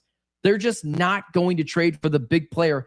And just so we're clear, the rest of the NBA isn't doing that anymore. Right. Giannis Antetokounmpo is going to go for less than you think, not more, because of how roster construction is done. Well, Ben, how could you say that and say the Suns couldn't get him? Because the Suns' offer is so bad, any team will say, oh, wait, that's what he's going for? Yeah, we'll throw you an extra first-round pick to bring Giannis to our place. But the Suns have options. It's just not going to be via the trade market anymore. But they do have some options, and I expect them to be better next year. Yeah, I think everybody involved has earned the right for all of us to trust them for what they're going to do here in the summertime based on them backing up everything they said they were going to do when Matt Ishbia met with the media last year, when Brian Gregory met with the media last year, when we were first introduced to Jordan Ott. I mean, they checked every box all throughout the year. Sure, did we get frustrated at the 3-guard lineups at the end of the year? Yeah, of course we did. But I think they have earned the benefit of the doubt, and this is much better than the place they were last summer after missing the play-in, trading Kevin Durant, waiving and stretching Bradley Beal. This is just a better place to be. Ben, you can plug away Locked On Suns, the Ben Garcia Show. Tell everybody where they can find you. You guys can see me on the Ben Garcia Show Monday, Wednesdays, and Fridays, streaming on YouTube at 8 a.m. And you can find me on Locked On Suns weeknights over at Locked On Suns on YouTube or wherever you get your podcasts. And same with the Locked On Cardinals Squad Show. You guys can see me covering the Arizona Cardinals at 4 p.m. on Tuesdays and Fridays on YouTube on Locked On Cardinals. Or again, wherever you get your podcasts. Appreciate you having me, man. And hopefully we do this again next Tuesday. We'll see if my daughter allows it. All right. Well, have fun with that. Ben Garcia joining us here on the lunch break. Appreciate Ben for hanging out with us here today on the program. You know, new dad, Ben, and so he probably had to carve out a little bit of time to join us. So hopefully we can make that happen again next Tuesday. Always good to talk with him. Okay, buy or sell when we come back. The hottest takes here in the Valley. We will get to them on the other side. Thanks for hanging out with us. It's the lunch break. KDUS AM 1060. It's the NASCAR Cup Series Go Bowling at the Glen event at Watkins Glen International. The NASCAR Cup Series. Field works their way 2 by 2. They bunch together in the middle of the tri-oval. Heads to New York. Oh, we got trouble. One car has spun. Is the second spot. Lots of white smoke. It was Eric Jones. For a Mother's Day trip around the Glen. Side by side. Oh, Ryan Priest will break loose. They're crashing mid-pack. Carson Hocevar will come to the line. It's the Go Bowling at the Glen. This Sunday, 11 a.m. on KACG 1440 and the KDUS 1060 app. Just call Sweet James at 1-800-9-million. Just call Sweet James, your accident attorneys. If you've been hurt in a car, truck, or motorcycle crash, you're probably asking, who do I trust? There's only one firm to call, the attorneys at Sweet James. Here's what makes them different. Many of the Sweet James attorneys used to represent insurance companies, so they know how they work and what comes next. Sweet James steps in, takes over, helps you get the right doctors, and handles your case so you can focus on healing. They fight to get you the most money possible and help you get back on the road. They've recovered over $2 billion for injured accident victims, and you pay nothing unless they win. Call for a free case review, 800-9-million, 800-900-0000, and sweetjames.com. Just call Sweet James at 1-800-9-million. Just call Sweet James, your accident attorneys. Motley Crue, the return of the Carnival of Sins. September 16th, Talking Stick Resort Amphitheater. The Crew celebrates the 20th anniversary of Carnival of Sins. Motley Crue, with performances by Tesla and Extreme. Tickets on sale now at livenation.com. Motley Crue, part of the America First Credit Union Concert Series. There are 6 things that must be exactly perfect for your air conditioner to use less energy and last longer. If even one isn't perfect, your system works harder and wears out quicker. For just $129, Gettle will give your system a rejuvenation. We'll test and adjust all 6 things and clean the outdoor coils the right way, not the easy way. Those coils get hot, so that plaque is baked on. A garden hose just won't do it. No one knows air conditioners like Gettle. GOE-TTL will keep you cool, but it's hard to spell. Unique problems. Dominant big men capable of taking over games in a variety of ways. But through discipline and clear defensive identity, the Timberwolves may have found as much of a workable blueprint as possible. Rather than allowing elite bigs to dictate the game in the paint, Minnesota has made it a priority to force them outside, pushing both stars onto the perimeter, daring them to win from less comfortable spots. Rudy Gobert, central to that strategy. The result has been telling. Against Denver, the Timberwolves held Joker under 20% from three, below 45% from the floor. Against San Antonio, the same formula resurfaced last night. Wembanyama still made his presence felt with 12 blocks, but he had just 11 points. You may not stop stars like Joker and Wemby. You're just trying to contain them. I'm Dan Patrick, and this is Above the Noise. When money's tight and you're behind, it can be tough to play catch-up. But Liberty Mutual can help you make a comeback, a fourth-quarter go-ahead drive, if you will. Liberty Mutual is clutch by customizing your car and home insurance to save you money, especially when you bundle. It's insurance built for real people with a team that works hard to help keep more of what matters most in your pocket, money. Liberty, Liberty, Liberty, Liberty. Get a quote at libertymutual.com or with your local independent agent, libertymutual.com.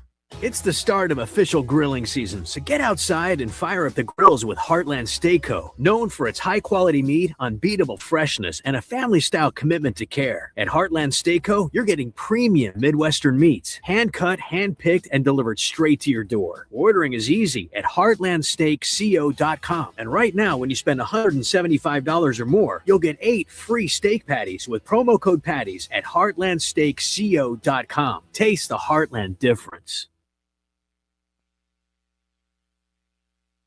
The Dan Patrick Show. Tom Izzo, Michigan State head basketball coach. I've had more than a couple job offers in the NBA and looked at one last year with Phoenix, and my former player, Matt Ispia. And that was hard. That was a hard thing to turn down because, number one, I kind of wanted to go with him. Number two, so they offered you the head coaching job? Well, we talked seriously about it. Let's say that. Weekdays, 6 to 9 a.m. on KTUS AM 1060.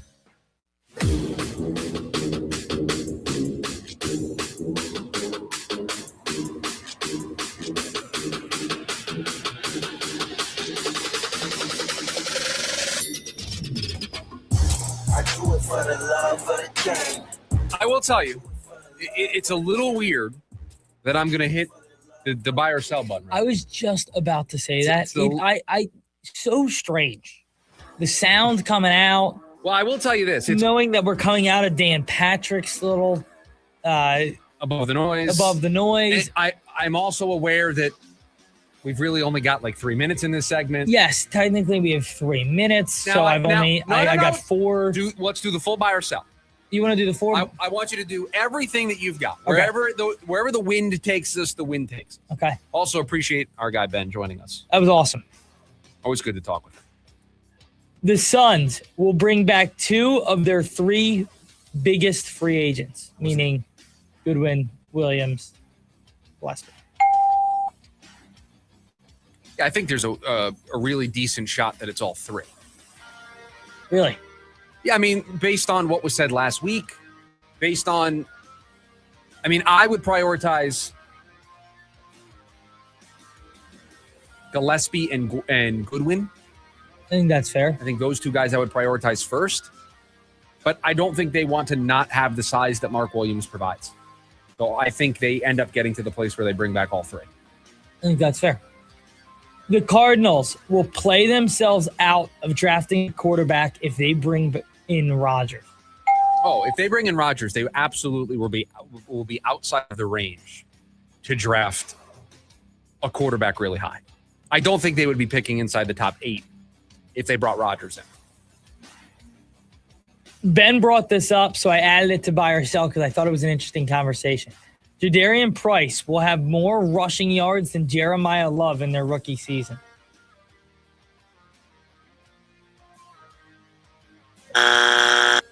I appreciate the sentiment, and I can see how he gets there, right? You have a Seattle team that is the defending Super Bowl champions, well-oiled machine, But they have some turnover in their offensive coaching staff. They lost their coordinator. Correct. And their head coach is a defensive-minded guy. So it's not going to be just plug and play, let's figure it out. I think there's going to be some bumps in the road. Now, my issue with, putting all my stock into Jeremiah Love rushing yards is how many times are the Cardinals going to be down double digits in the fourth quarter and they're not going to be able to run the ball? Probably quite a few. That's my worry.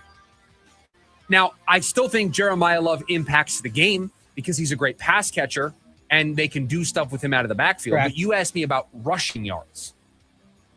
The Cardinals are going to find themselves trailing quite a bit this season because of their defense, I think. I tend to agree. And so that's going to take away the running game and him getting, 4 quarters worth of a workload. He can still impact the game because he can still block, he can still pass catch. But running the football, I think it's going to be a little bit challenging at times. They have a tough schedule. I think the defense is suspect. And I think they're going to be trailing in the fourth quarter quite a bit. I think that's very fair. The D-backs should try to make a move for a starter sooner rather than later. Doesn't have to even be a trade.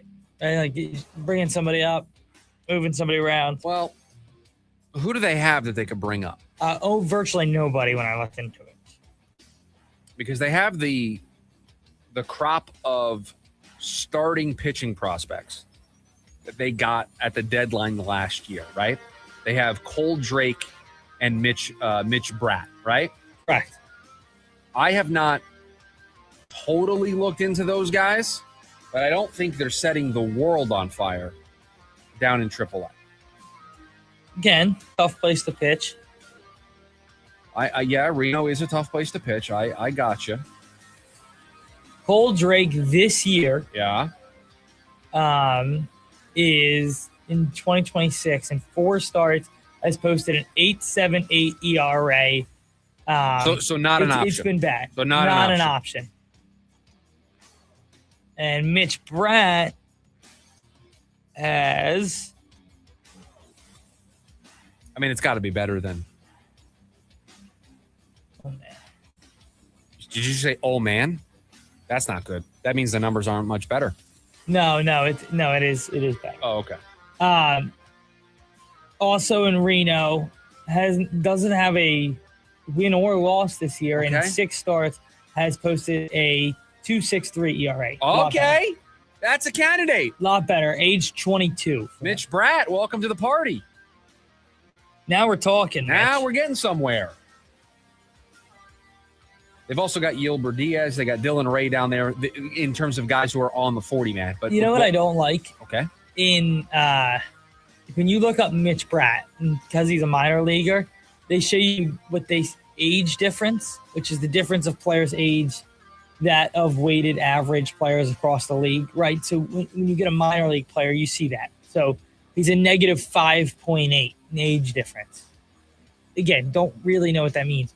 But they put that in the WAR spot of a normal player. So I clicked on the page and was like, oh my gosh, he's a negative 5.8 WAR. You're like, oh my gosh, this 6 guy starts into the season, been terrible. This guy stinks. And then that's not what it is. Yeah, they're going to need a starter here at some point, and he may be the guy. Yeah, I just like.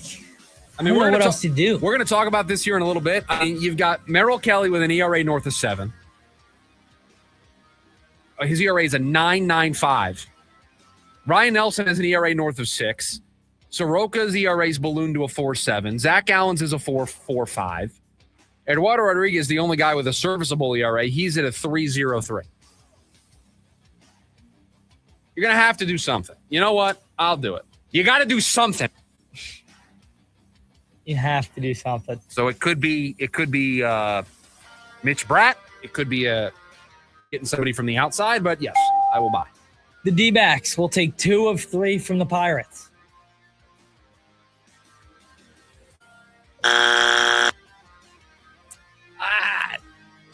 No. I thought about changing my mind. They're not playing good baseball right now. No. And it's everything. Yes. What's that movie that just came out? Maybe last year, Everything, Everywhere. Everything, Everywhere, all at once. That's the Diamondbacks right now. Everything, Everywhere, all at once is going wrong for them. It's going really bad. I can't stress that enough. The lineup really hasn't ever picked it up from the beginning of the season. Oh, trust me. I've got the numbers for the next segment. I'll tell you just how great. The pitching has been terrible. The numbers on the starters, you're going to need to, I don't know what you're doing right now, but if you're going to listen to that segment coming up here in a little bit, I would sit down. If you're driving the car, maybe pull into a Circle K parking lot. You may want to just be calmly not in moving traffic when I share these numbers with you. Because you're going to be shocked at some of the numbers I share with you here in the next segment. The NBA will have 2 of its 4 series go to Game 7. Dude, how close was I on the 4 Game 7s last week? Oh, my gosh. I mean, the T-Wolves, they were the reason it got ruined. Because once you got the Sixers I thought Game I was 7, golden. You were golden, Pony Boy. I was like, he got all 4. And I remember I said I didn't like the Hawks. I didn't think the Hawks were going to do it for me. Good thing I didn't pick that one because we say this all the time. You, me, and a couple of guys from the building could have put a better effort than the Hawks did against the Knicks. We probably would have been blown out less. A 140-89. I think we could have done better. It's not the biggest loss in a Game 6, by the way. Not a biggest playoff loss. It was, and then the Knicks did it last night to the 76ers. By 30. They're the first team in NBA history to win 3 straight playoff games by 25 or more points. Wow. Really? The first team in NBA playoff history. And you look at the Eastern Conference, they're the favorite right now. They have to be. They have to be. Boston's out. You don't love what you're seeing from Detroit? No, not at all. By the largest playoff win ever was 58 points. In 2009, the Denver Nuggets beat the New Orleans Hornets 121-63. You didn't show up. You didn't show up to the arena. That's awful. That's worse than I could ever imagine.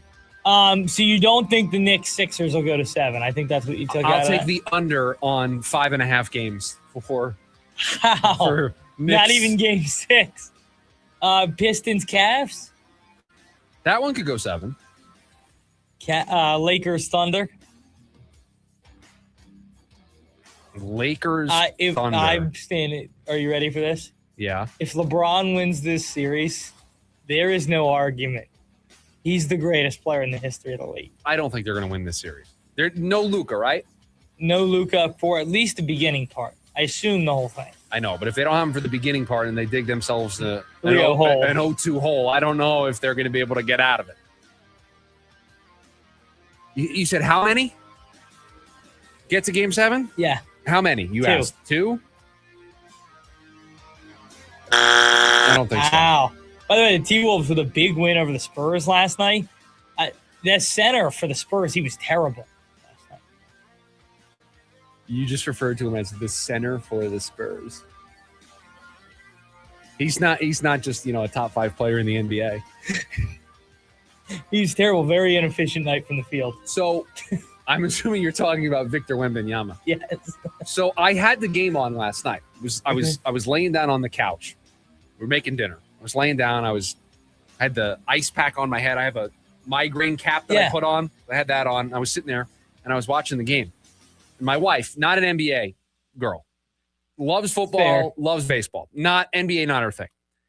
So I've got the game on. She's like, "Who is that? How tall is that guy?"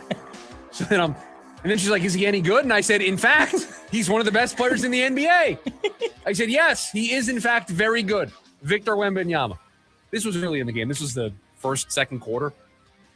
And then their center shot 0 for 8 from 3. She was like, who is that? And I said, that is Victor Wembanyama. He's very good.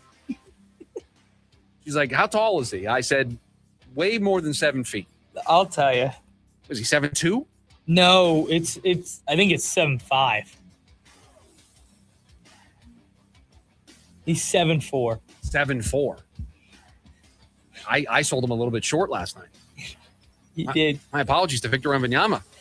7'4". That's but Yeah, he struggled last night. I thought the T-Wolves did a nice job defensively. Is that it? That's all I got for you. Another edition of Buy or Sell here in the books. When we come back, what is more concerning, the offense or the pitching? That's next. The lunch break, KDUS, AM 1060. Every Friday from 5 to 6 p.m. is MMA Friday on the Sports Zoo with official UFC ranker Scott Lewis, brought to you by RTO Sullivan's, your home for every UFC event. The Sports Zoo is the only show in the Valley that gives you 1 full hour of MMA every week, featuring Scott Lewis's official UFC ranking changes, fight predictions for every weekly event, shocking MMA stories, and more. So tune in every Friday from 5 to 6 p.m. and then head to RTO Sullivan's every Saturday to watch the fights. Go to RTOSullivans.com for a location near you. Hey, it's Audrey from the David Mahoney Morning Show. So much of what makes a family happy is what takes place in our homes. And some of that is creating a mess, whether it's picking up a kid from soccer practice, baseball practice, and all of that yuck being brought into your home carpets or onto your hardwood or tile. And Zero Res actually has something that can help. They can handle every single surface in your homes, like carpets, tile, grout, hardwood, LVP, stone, upholstery, rugs, and even air ducts. I've recently used Zero Res and they do an amazing job. And I have pets, okay? And my pets might be dirtier than your kids.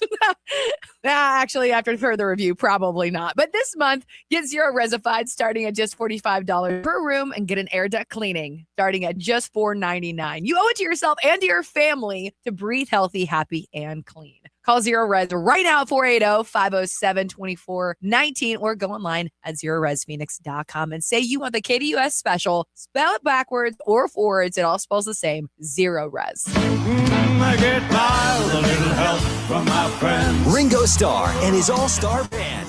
With friends, Steve Lukather from Toto. From Men at Work, Colin Hay. From Average White Band, Hamish Stewart. Friday, June 12th, 7:30 p.m., Yamage Auditorium.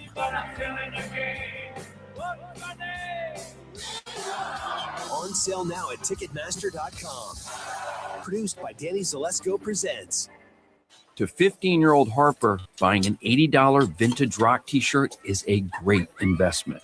To Harper's mom, this logic has a few holes in it. So she helped Harper open a Wells Fargo Clear Access banking account. With no overdraft fees and tools to track spending, Harper's learning, one heavy metal tea at a time. However you make money work, Wells Fargo can work with that. Terms apply. Visit wellsfargo.com/deposit disclosures for fees and details. When I scraped my car in that parking garage, I was worried that it could be a long process to take care of it.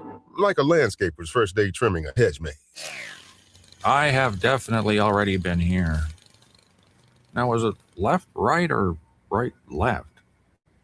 Well, maybe I'll cut a path out and find my way back later. But it wasn't like that. I filed a claim in under 2 minutes on the Geico app, and they handled it from there. It was taken care of almost as quickly as it happened. It feels good to get help quick. It feels good to Geico. Hello? Hey, sis. Got a sec? Yeah, what's up? Take a look at the picture I just sent you. I'm walking into Hellsburg and want to get Mom something special for Mother's Day. Yeah, she's done so much for us this year. Let's see. Diamond pendant. Oh, she'd love this. Great. I'll get this, which means you're in charge of flowers. Okay, deal. This Mother's Day, save up to 50% on timeless gifts for mom. Shop at a store near you or at Hellsburg.com. Join in on the Sports Zoo with Dave Rooster Beerstein. Was Kevin Durant out because it is a 7-game series and we could afford to lose a game? Maybe. I was surprised to see him on the bench. Everyone was surprised. The odds makers were surprised. Who knew that the Houston Rockets without Durant can't find someone to make a bucket? You know, Sengun's a very good player, and in years past, he might have been the guy to try and carry the load, but it didn't look good at all for the Rockets without KD. Live weekdays from 5 to 6 p.m.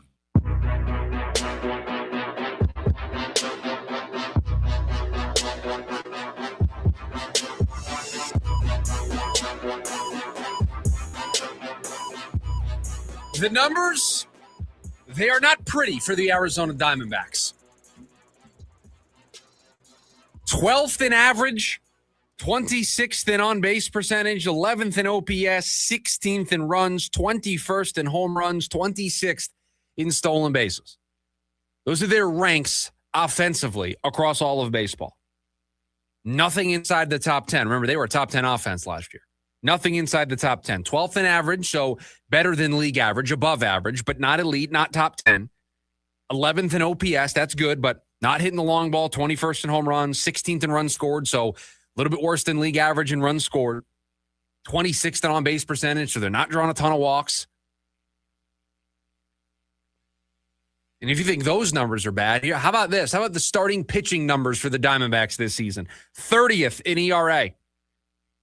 28th in whip, 26th in walks per 9, 27th in strikeouts per 9, 28th in hits per 9, 26th in homers per 9. So you add all that up. I know a lot of that was... I'm a huge nerd. Let me boil it down for you. Their starting pitching staff walks a lot of guys, doesn't strike out a lot of guys, gives up a lot of hits, and gives up a lot of home runs. That is a recipe for disaster. That is, we went busto. That is a nightmare. At best, you can say a middle-of-the-road offense with one of the worst rotations in baseball. So what are we more concerned about? Are we more concerned about the rotation? Or are we more concerned about the lineup? I think the answer is pretty obvious. I'm way more concerned about the pitching. Ketel Marte is not going to have a 629 OPS all season. Lourdes Gurriel is going to find it here in a little bit and not have a 562 OPS. Gabby Moreno, just back, has been a good hitter. Only's had 54 plate appearances.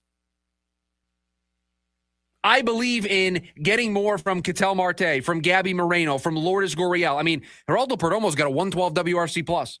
Corbin Carroll, 146 WRC plus, 890 OPS. It's been great. Ildemar Vargas has been great. Nolan Arenado's actually been pretty solid. And I believe in Jordan Lawler when he comes back, in Ryan Walshman to be able to contribute. I believe that they have fixes to these issues on the roster. I don't know if they have fixes to the worst starting rotation in all of baseball. They're 30th in ERA. That is the worst rotation in baseball. Arizona Diamondbacks have it. Producer Evan just shared with you two of their top prospects on the pitching side. Cole Drake, Mitch Batt. Two guys that they got at the trade deadline last year in their whole flurry of moves. One of those guys, unpitchable right now at the big league level. Mitch Batt, perhaps he gets a turn. After that, you're hoping Corbin Burns comes back. You're hoping he helps alleviate some of these concerns. And it's fair to say that he will. But I also caution against putting too much of the eggs in the Corbin Burns basket. How often have we seen now when guys come back from Tommy John surgery? It takes them a really long time. You basically have to take 2026 and throw it out the window for Corbin Burns. You're going to see him. He's going to throw, and maybe he'll be okay, but he's not going to be the Corbin Burns that you had last year or the Corbin Burns that you signed in free agency. 2027 is maybe when you see that guy. You're not going to see that guy. At least the current track record of guys coming back from Tommy John surgery tells us it's going to take a little bit. So I'm way more concerned about the pitching because I think there's less avenues with the roster they currently have to fix it. Sure, Merrill Kelly can find it. Sure, Corbin Burns can give you a boost. You removed Brendan Pfaadt from the rotation. Ryan Nelson may not be far behind. And you basically have one prospect right now I think you can turn to. We opened the show talking about you've got to survive, not thrive. We talked about using Flex Seal on the boat, patching up the holes, using duct tape, whatever you can do to just get the boat back to shore, back to the port. I think the Diamondbacks have enough duct tape to fix the problems on the top part of the boat with the hitting. I don't know if there's enough duct tape for the pitching side. That's what worries me more. That's what concerns me more. The hitting will come around. Like you look at this lineup, they have too many pieces that will start to produce again, and it'll be no problem. And their hitting numbers are, while not great, inconsistent, better than what they're getting from the pitching. I mean, 12th in average, they're hitting the ball. They're hitting the ball. They're not walking at all. They're not 12th walking in at all. average, 26th in on-base percentage. And they're also not hitting the ball out of the ballpark. So when they do get extra base hits, it's doubles and it's triples. They're not leaving the yard. So, yes, it's been an interesting year for the lineup, but I really don't have many concerns. You know who with has the most home runs on the Diamondbacks this season? Nolan Arenado. Ildemaro Vargas has 6. Oh. Arenado have 5? With Ketel Marte. Yep, they both have 5. Okay. I thought Arenado hit a 6. Yeah, no. Arenado's got 5. Ketel's got 5. Ildemaro Vargas has 6. Corbin Carroll's got 4. But I don't have as many concerns there. And listen, there are easy options, right? I think Alec Thomas removed from the lineup, Ryan Walshman in, or Jordan Lawler when he comes back. That's exactly. an Like easy the minute change. you get Alec Thomas out of this lineup, you become far better.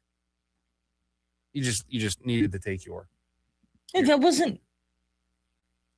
I mean, he was benched over the weekend. They didn't play him much. But that wasn't even me trying to.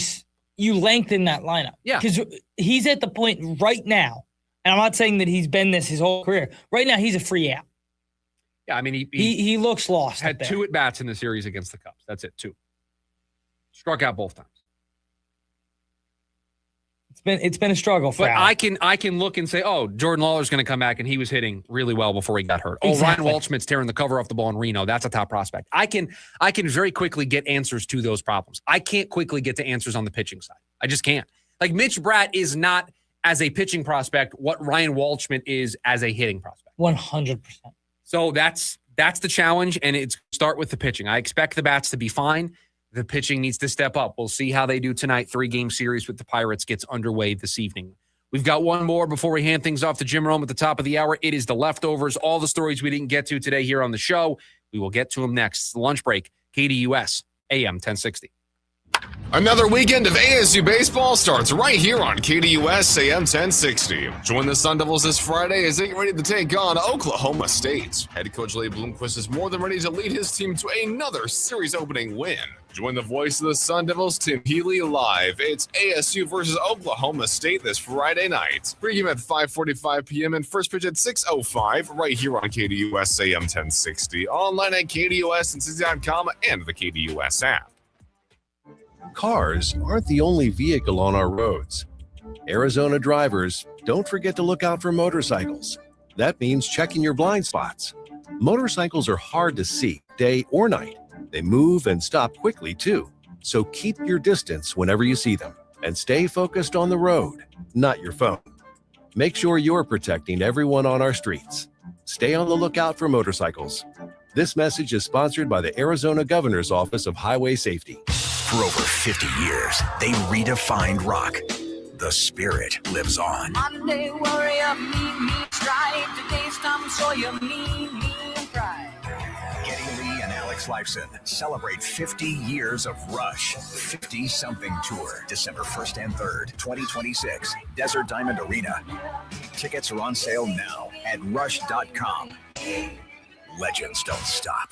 They evolve. Rush.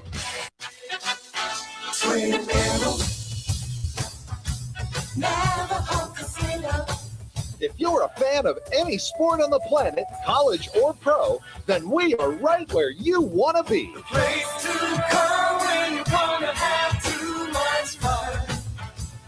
Real sports fans need a sports book powered by Hard Rock Bet. Follow the money line to Twin Arrows and too much fun. Twin Arrows. The best indoor tailgate party in Flagstaff with massive HD screens, cold drinks, game time food specials, and best service is at Arrow Sports Bar. After the game, get back in the game at craps, blackjack, and slots. Now that's too much fun. The place to come when you want to have too much fun. Gambling problem? Call 1-800-NEXT-STEP. Twin Arrows. Every Friday from 5 to 6 p.m. is MMA Friday on the Sports Zoo with official UFC ranker Scott Lewis, brought to you by RT O'Sullivan, your home for every UFC event. The Sports Zoo is the only show in the Valley that gives you 1 full hour of MMA every week, featuring Scott Lewis's official UFC ranking changes, fight predictions for every weekly event, shocking MMA stories, and more. So tune in every Friday from 5 to 6 p.m. and then head to RT O'Sullivan's every Saturday to watch the fights. Go to RTOSullivans.com for a location near you.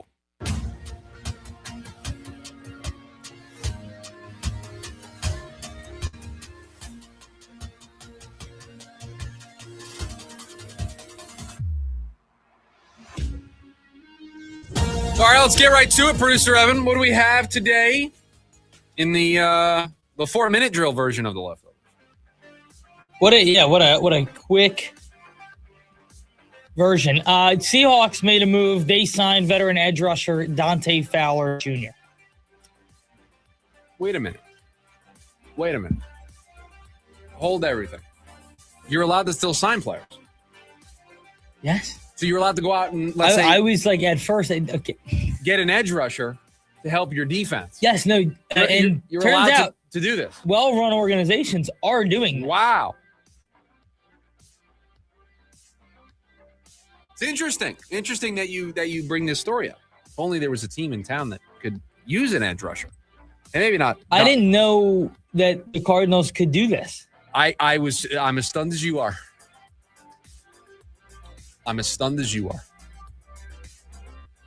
I think that could be, really good for the Cardinals. Somebody let them know.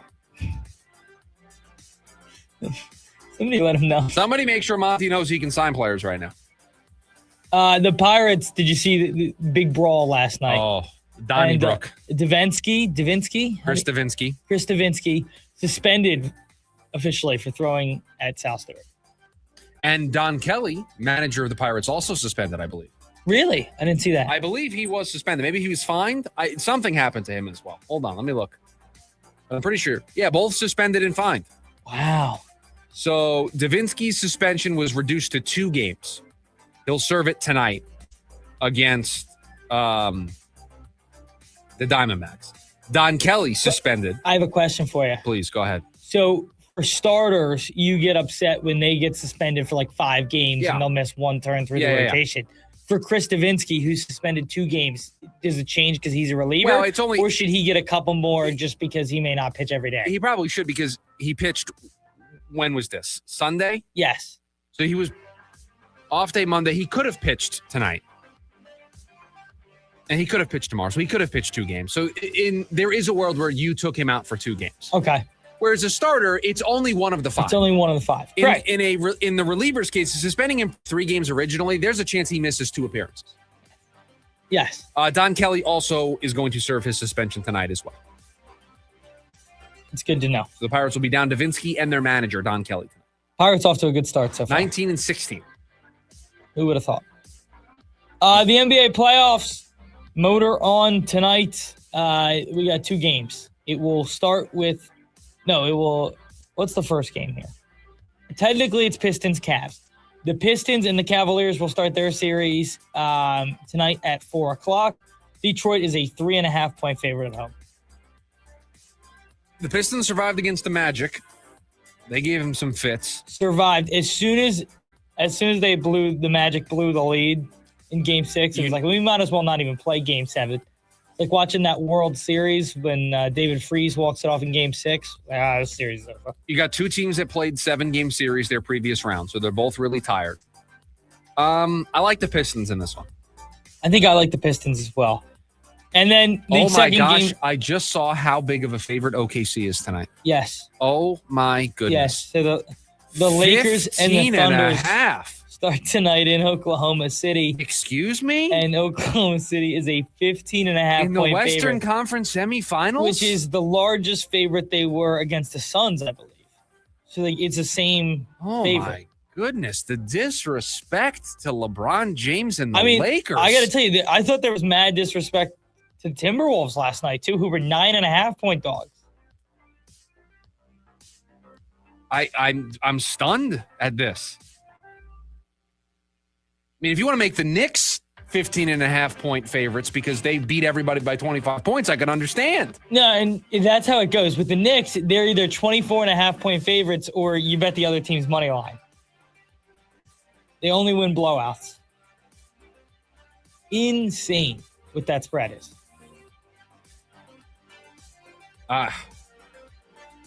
Wild.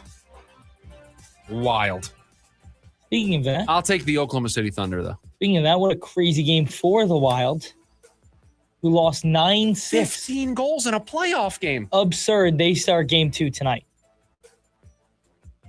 Let's play some defense. That was 1980s hockey. That's what I imagine it looked like. It was just up and down the ice. It's going to do it for us here. Tuesday edition of the program in the books. Jim Rome, he's coming up next. Producer Evan, thank you for all that you do. Everybody, have a great rest of your Tuesday. We'll talk to you tomorrow. See ya.